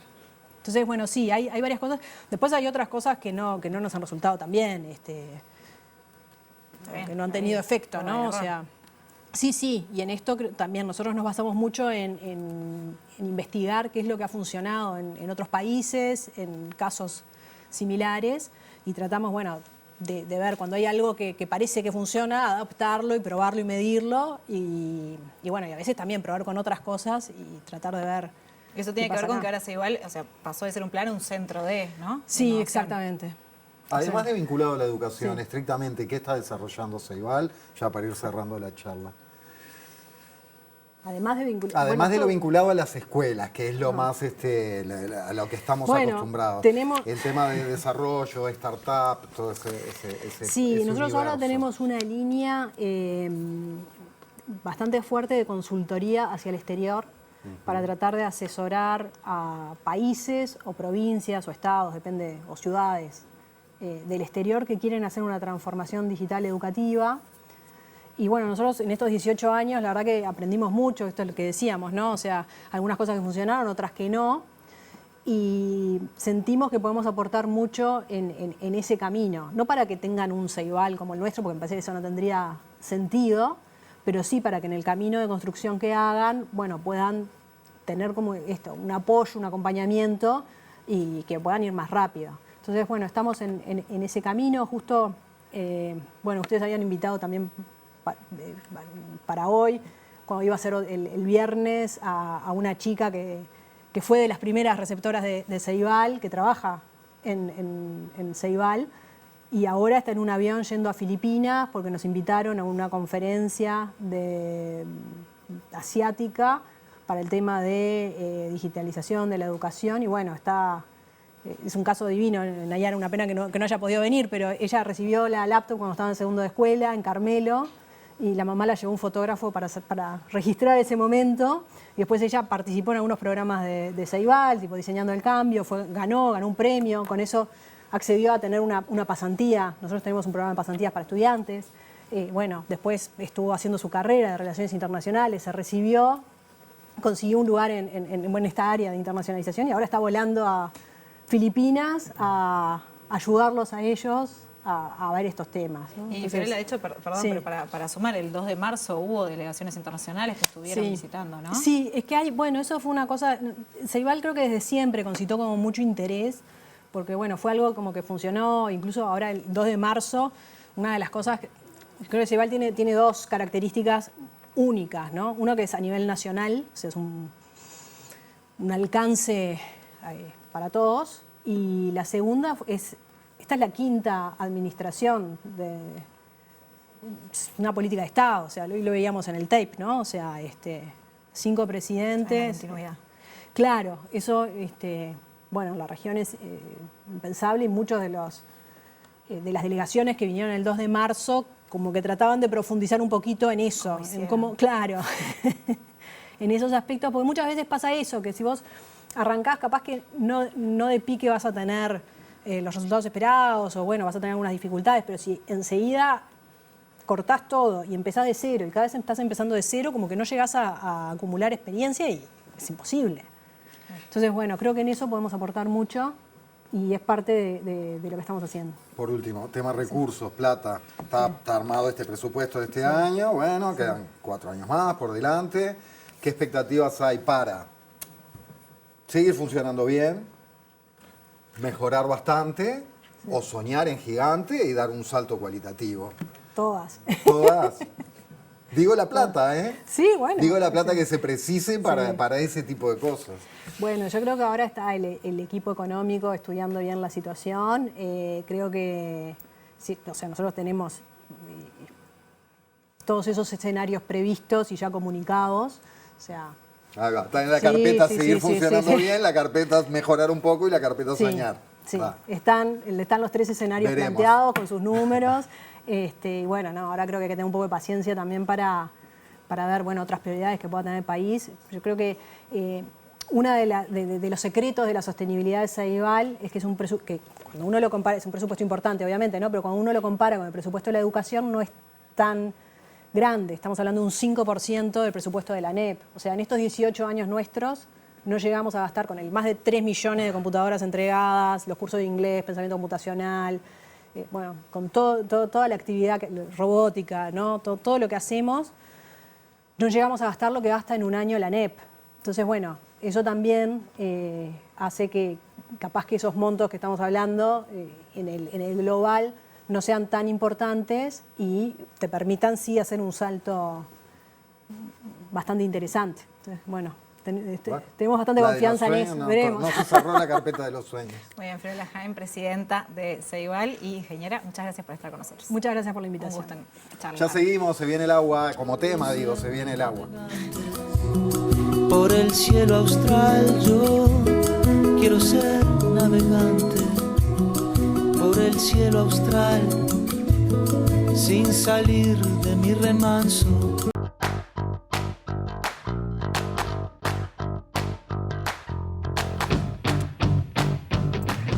21:30 y entramos en este último tramo de La Letra Chica, tercer bloque. Vamos a hablar del agua, porque ayer se realizó en Montevideo la actividad Movete por el Agua, jornada de concientización que tuvo lugar en el pabellón de la música del Parque de Rodó en el marco de lo que fue el Día Mundial del Agua. Recordemos que ya pasaron 20 años del plebiscito por el agua, donde la ciudadanía resolvió que el Estado sea quien se encargue de la distribución del agua potable y el saneamiento. Esto, recordemos, fue el 31 de octubre de 2004. Dialogaremos entonces a partir de ahora con una visión gremial y una visión académica. Recibimos a Carlos Larrosa, presidente de FOSE. Bienvenido, Carlos. Muchas gracias, un gusto. Y otro Carlos, Carlos Santos, los Carlitos, que no son los humoristas en este caso, docente, perdón, soy así, empezó así la charla. Podemos hacer chistes. Podemos también.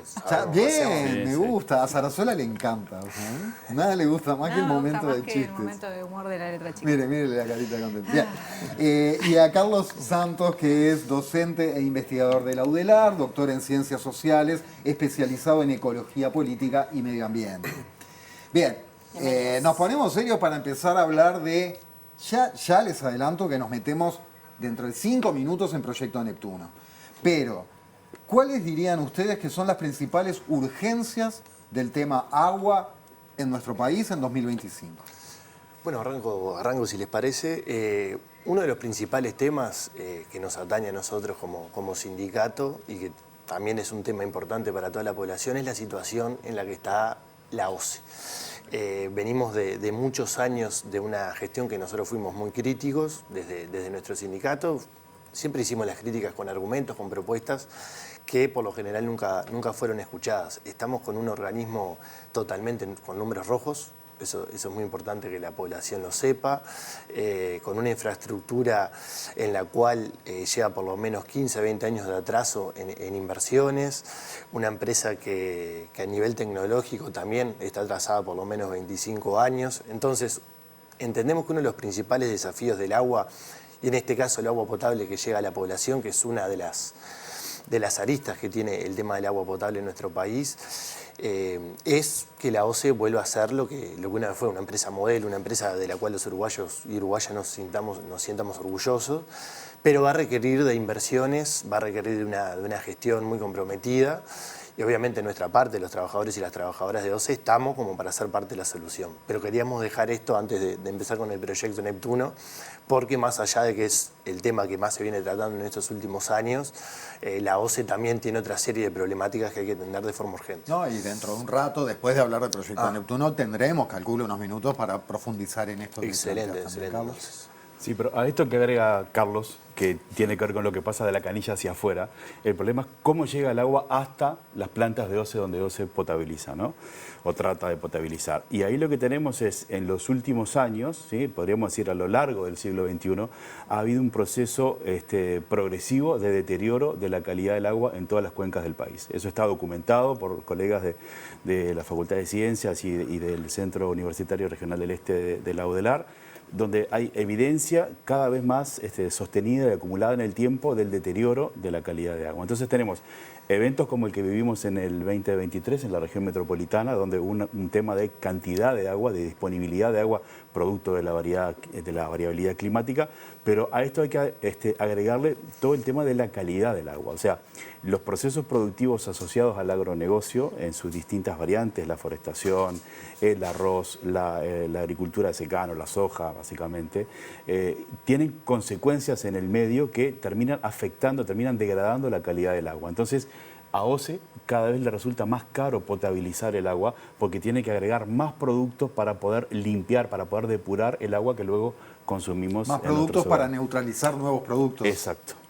¿Sí? Ahí hay colegas que han estudiado, por ejemplo, la importación de algunos de los productos, por ejemplo, el carbón activado, y ahí hay un aumento creciente, constante a lo largo del tiempo, de la cantidad que OCE tiene que comprar. O sea, también hay un aumento del costo de la potabilización. Igual, perdón, pero en esto me dejas pensando, se reduce a cero el daño, es decir, más productos que contaminan el agua que viene, más productos para neutralizarlos.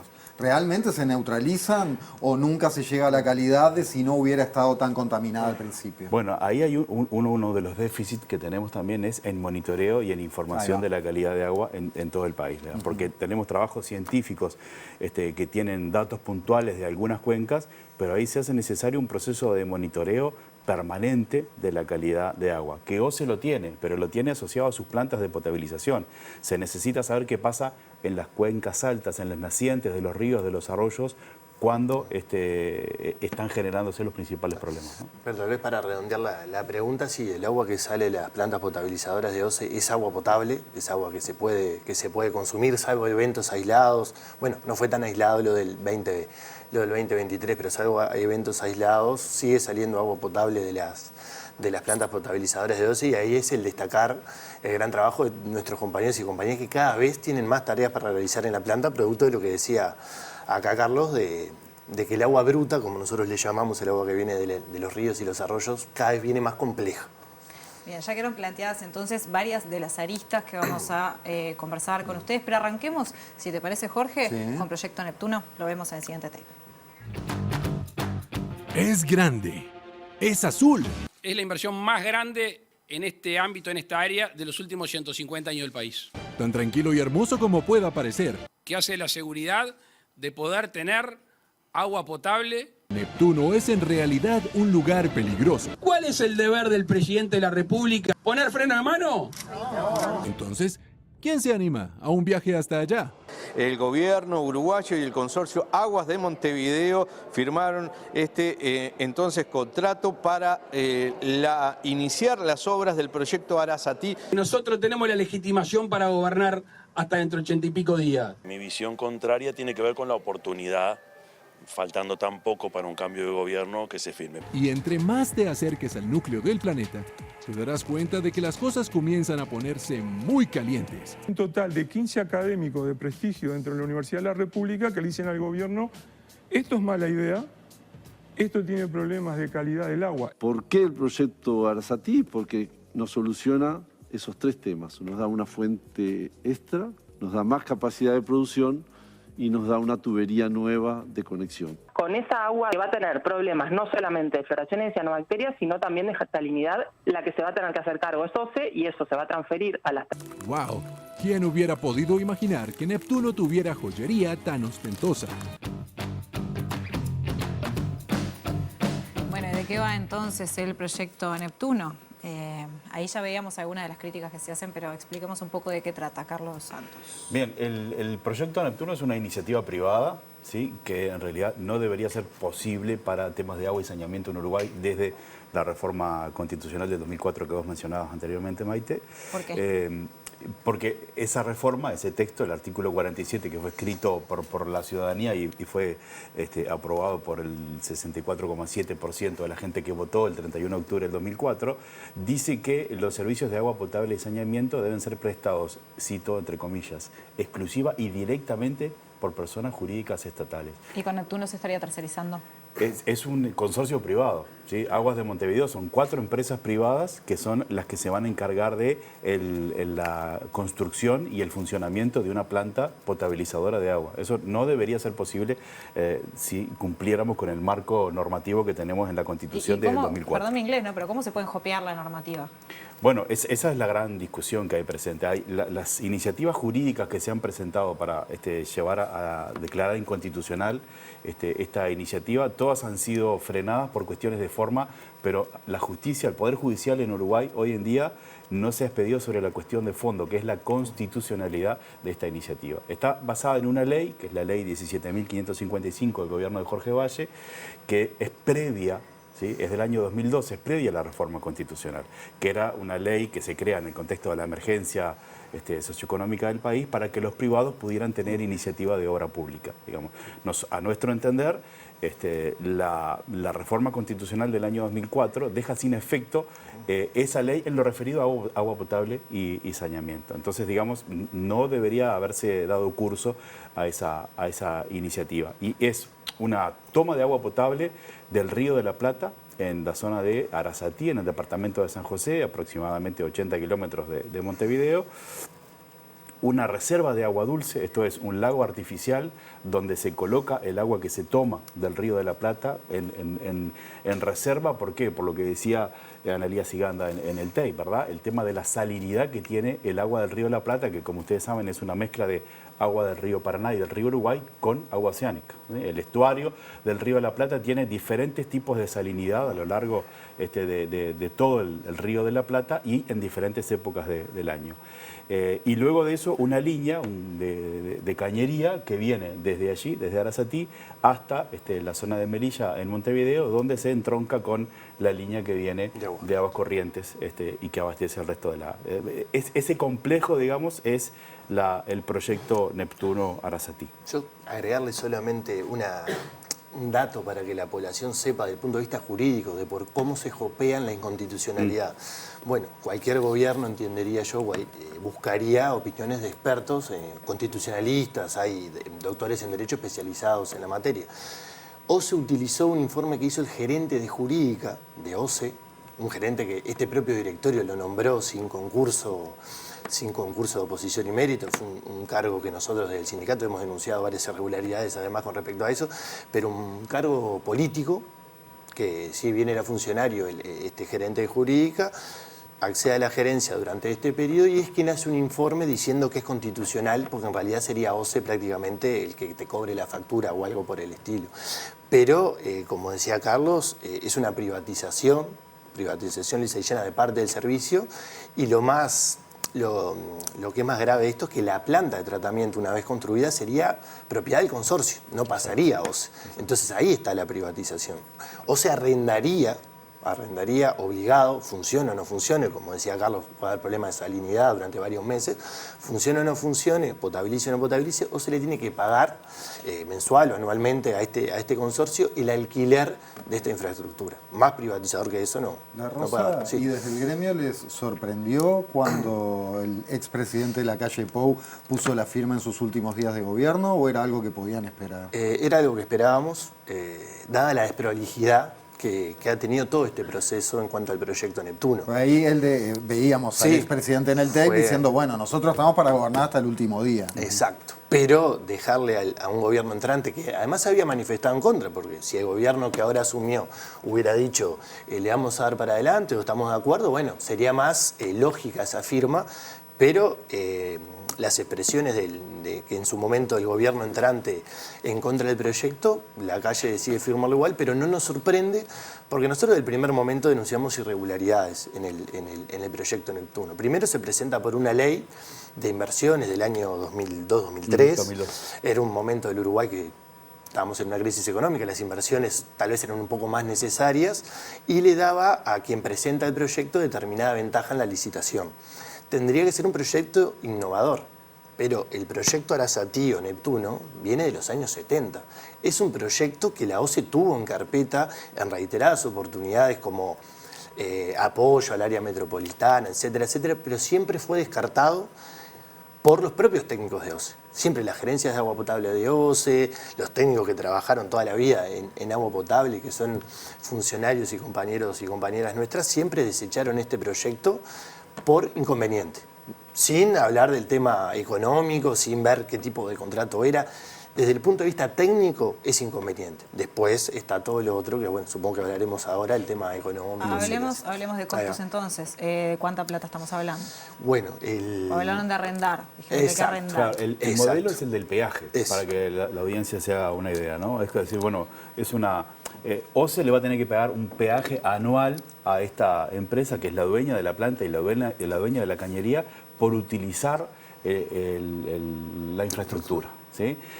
El contrato se firma a 20 años y el total acumulado de ese canon que la OCE tiene que pagarle es del orden de los $1.000 millones. ¿Sí? Entonces, además de la inconveniencia técnica del lugar de donde se va a tomar el agua, de las condiciones de la salinidad y de las cianobacterias que hay en ese lugar habitualmente, está el tema financiero. Como decía Carlos más temprano, OCE está en rojo, sin el proyecto Neptuno. Con el proyecto Neptuno, la gestión del agua de todo el país, el servicio de agua de todo el país, está comprometida en $1.000 millones a 20 años por este proyecto que es para la zona metropolitana. ¿Podríamos pensar que eso entonces encarecería el costo del agua para los ciudadanos? Y de algún lado ese dinero tiene que salir. OCE hoy no está no tiene la capacidad como para poder hacer frente a ese arrendamiento. Estamos hablando de que cerca del 70% del dinero que anualmente OCE tiene para inversiones que estamos hablando de sustitución de cañerías, mejora de plantas, el 70% se vería comprometido si tiene que hacer frente a abonar este dinero a la empresa, ¿no? Además, lo más insólito de este proyecto es que había posibilidades de que salga más barato. Cuando recién se presenta el proyecto a la OCE, que el consorcio le plantea el proyecto, había 5 modalidades de negocio. Una era la tradicional, que OCE pague la construcción de la planta, pero luego OCE se hace cargo. ¿no? Es lo que habitualmente pasa con otras plantas de tratamiento, tanto agua potable como de saneamiento. Pero el gobierno elige la más cara, que es este tema del arrendamiento. Y otra cosa importante para que la gente sepa es que si esto sigue adelante con este modelo de negocios, pasados los 20 años nada asegura que esa planta pase para OCE. Seguiría siendo patrimonio de un consorcio privado. Entonces, a los 20 años, ¿qué hacemos? Hoy habría que renegociar con la empresa. Estaríamos atados no solo 20 años, sino mucho tiempo más. Tenemos ahí a flor de piel la pregunta de qué se puede hacer ahora, ¿no? Y qué se puede esperar del gobierno. Pero antes, me gustaría repasar, Santos, esta cuestión de, mencionabas ahí al pasar las cianobacterias y la calidad del agua. A nivel de la academia, y bueno, te pido tu opinión personal, no vas a hablar por toda la academia.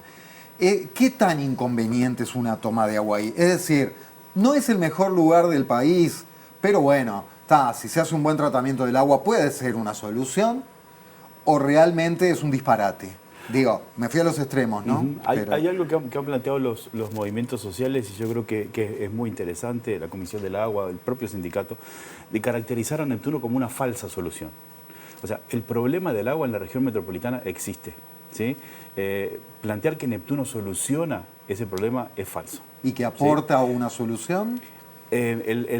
Si Neptuno funcionara de la manera que el consorcio empresarial propone, estaría aportando entre un 25 y un 30% de la cantidad de agua que demanda la región metropolitana. Esto quiere decir que si volviéramos a tener una crisis como la del 2023, no tendríamos agua para toda la población. Tendríamos solamente un 25 o un 30%. ¿Sí? Pero además el problema está en que lo que han investigado los colegas que se dedican a estos temas es que las floraciones de cianobacterias son altamente frecuentes en este punto en particular de la costa. ¿Y eso qué genera? ¿Impide la potabilización? ¿La complica mucho? Con la tecnología actual que este consorcio empresarial propone para la construcción de la planta, impide la potabilización. Por eso ellos proponen hacer una reserva de agua potable que no estaba en el proyecto original, sino que la agregan ante las críticas que se hacen desde la academia. Dice, bueno, está bien, para evitar la salinidad y para evitar las floraciones de cianobacterias vamos a construir un lago artificial de unas 200 hectáreas, por lo que decía. Para guardarla cuando está buena, por decirlo así. Viene de la buena, abrí la compuerta que no tiene ni mucha sal ni muchas cianobacterias. Pero esa represa funcionaría para unos 60, 65 días y los colegas que han estudiado la salinidad y las cianobacterias demuestran que hay periodos mucho más amplios, a veces de hasta 3 meses de salinidad alta. Entonces, en realidad, yo creo que lo que decía Carlos es altamente probable de que esta planta, si se construye, es lo más probable que no funcione. ¿Sí? O sea, que no pueda ser operativa por los inconvenientes técnicos del emplazamiento en ese lugar. Cuando hay salinidad más alta de la permitida, ahí no hay posibilidad de tratamiento porque esta planta no prevé una desalinizadora, un proceso de desalinización. Las cianobacterias puede ser que, depende de la cantidad, Carlos la tiene más clara obviamente, pero ha pasado en algunas otras plantas que las cianobacterias con más productos, como carbón activado, se puede más o menos manejar, pero la salinidad no hay forma, con la tecnología actual que se propone en este contrato, de que se pueda potabilizar. Entonces, con eventos de salinidad que a veces superan los 3 meses, esos 3 meses no podría funcionar. Y el polder no asegura. Hay algunas cianobacterias que son tóxicas, ¿no? Sí, no, son hepatotóxicas y que no hay manera de tratarlas. Maite, el martes Consejo de Ministros se habló, dijo el presidente mismo, que a partir de consulta interministerial saldrían con un plan de acción de allí. Habrá que ver qué pasa. ¿Qué se plantea desde la Federación de Funcionarios de OCE o mismo desde la sociedad civil? ¿Hay algunos caminos posibles? Bueno, desde nuestro sindicato tenemos el abanico abierto para explorar cualquier posibilidad que hoy en día el objetivo es anular ese contrato, ya sea por la vía inconstitucional, ya sea por la vía administrativa o por la vía legal. Hay algunos caminos abiertos que capaz que Carlos lo puede comentar, que algunos es de la Comisión Nacional del Agua y la Vida, pero de nuestra parte, desde la Federación de Funcionarios y Funcionarias de OCE, también apostamos a lo que es la movilización, la concientización y la lucha. Nosotros estamos preparados como estos 4 años que llevamos más o menos de lucha contra el proyecto Neptuno, que incluyó movilizaciones, incluyó momentos buenos, malos y momentos en los cuales entendemos que pusimos en jaque al proyecto. Seguimos preparados para dar esa batalla. Obviamente, las puertas totalmente abiertas. Hemos estado hablando con algunas autoridades, tanto el ministro Ortuño como el futuro presidente de OCE visitaron nuestra federación y ahí tuvimos un intercambio. Pero bueno, queremos ser parte de la solución, pero también estamos preparados para seguir dando batalla contra este proyecto privatizado. Sí, ustedes mencionaban lo de la movilización del día de ayer por el tema del Día del Agua. Yo creo que fue un hito importante en la movilización porque hay mucha hubo gente, muchas familias, confluencia de muchos colectivos de muchas partes del país, y no solo de la región metropolitana, de Maldonado, de Rocha, de Cerro Largo. Hubo movilizaciones similares en otros puntos del país y el rechazo a Neptuno estuvo presente en todas las movilizaciones y en todas las consignas, ¿no? Y hay una cosa muy básica que traen los movimientos que es no es no. Es decir, bueno, en realidad la sociedad civil organizada está rechazando este proyecto, está planteando no hay manera de emprolijarlo o de hacerlo menos dañino, ¿no? Entonces, alternativas, otros colegas de la UDELAR, de la Clínica de Litigio Estratégico de la Facultad de Derecho, que han acompañado a algunas de las acciones judiciales, plantean que esto que yo les decía antes, ¿no? O sea, el Poder Judicial todavía no se ha expedido sobre el fondo de la cuestión de la constitucionalidad de esta iniciativa. Eso es necesario en el entendido que el proyecto en sí es nulo y de que la reforma constitucional del 2004, además del artículo ese que yo recitaba prácticamente más temprano, tiene otro artículo que es el 188 que prevé que todos los contratos que vayan en contra de las disposiciones constitucionales deban cancelarse. Entonces, ese recurso está abierto y es una posibilidad todavía. Quiero que hablemos sobre el estado de situación del agua en Uruguay, porque nos queda poquito rato. Volveremos obviamente a ver, veremos qué pasa, como decías vos, Jorge, para hablar de Neptuno. Carlos, tú mencionabas la cuestión de cómo los modelos de agronegocio, por ejemplo, afectan la calidad de agua de nuestro país. Mencionabas también que vinieron muchas personas desde otros puntos de Uruguay, que trancada que estoy, por Dios, a la marcha de ayer. ¿Cómo está el estado de situación del agua y qué tanto afecta entonces el modelo productivo que tenemos en Uruguay al día de hoy en esto? Bueno, yo creo que estamos en un momento crítico, ¿sí? Con lo que tiene que ver con la calidad del agua. Hay muchísimas iniciativas que estos colectivos, estas asambleas territoriales están desplegando. Algunas tienen que ver con modelos ya existentes en el país desde comienzos de siglo, como el monocultivo de soja, la forestación asociada a la producción de celulosa, el monocultivo de arroz en la región este. Y hay otras nuevas amenazas, ¿no? Que tienen que ver con, por ejemplo, la producción de un combustible a partir del agua, como es el hidrógeno verde, o en realidad los derivados del hidrógeno verde, como es el caso del metanol.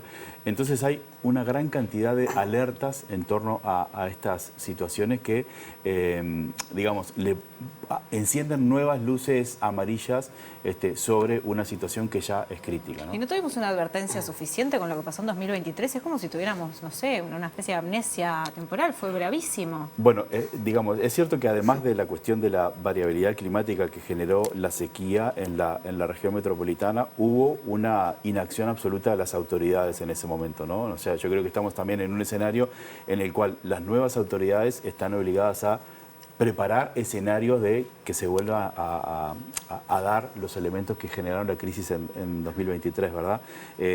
Hay que trabajar sobre el cuidado de la cuenca de Santa Lucía, sobre todas las cuencas de las cuales tomamos agua. Tendríamos que establecer medidas cautelares, medidas de control. Esto también hace tiempo se viene marcando que es importante y reclamando, ¿no? Sí, cuidar el Santa Lucía es algo que venimos escuchando hace mucho y pareciera lo suficientemente importante para que alguien en algún momento tome acción. Los principales problemas fueron en 2013, ¿sí? Cuando el actual presidente era intendente de Canelones, ¿verdad? Entonces, digamos, yo creo que para las nuevas, si bien son nuevas las autoridades, no es nuevo el tipo de problemas con el que se enfrentan. Ojalá puedan recurrir a algunas herramientas de contención de estas situaciones. Más allá de si está la plata o no, ¿qué opinan de Casupá como idea? Bueno, nosotros como sindicato no tenemos una opinión formada sobre Casupá sí, Casupá no, pero sí es verdad que los técnicos de OCE lo han recomendado. Incluso el propio proyecto Neptuno habla de que si se construye Neptuno igual hay que hacer Casupá. Entonces es un proyecto que tenía mucho más tiempo de estudio, ya estaba muy avanzado y con una financiación también concretada. Entendemos que puede ser una posibilidad para empezar a sanear lo que es los futuros problemas de agua potable que puede haber en el área metropolitana. Pero... Desde el punto de vista de los temas que yo trabajo, que tienen que ver con la participación social y la movilización social, voy a decir algo fuerte porque creo que no tenemos mucho tiempo, pero hoy en día Casupá es igual que Neptuno. No ha pasado por las instancias de participación, por las comisiones de Cuenca, no hay un proyecto que se conozca, que sea discutido por las organizaciones sociales y por la academia, entonces habría que ver qué hay detrás de Casupá.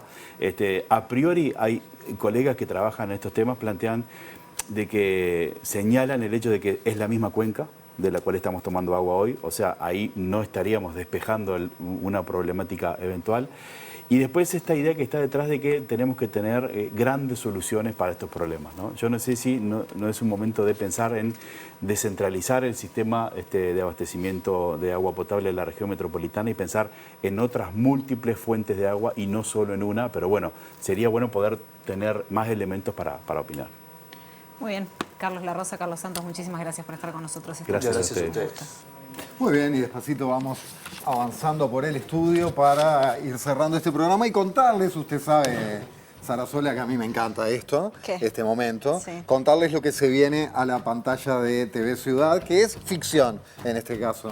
En este domingo tendremos el estreno del episodio 2 de la miniserie uruguaya de 6 episodios, Ángel, dirigida por Manuel Soriano, aquel que escribió la novela Rugby tan buena.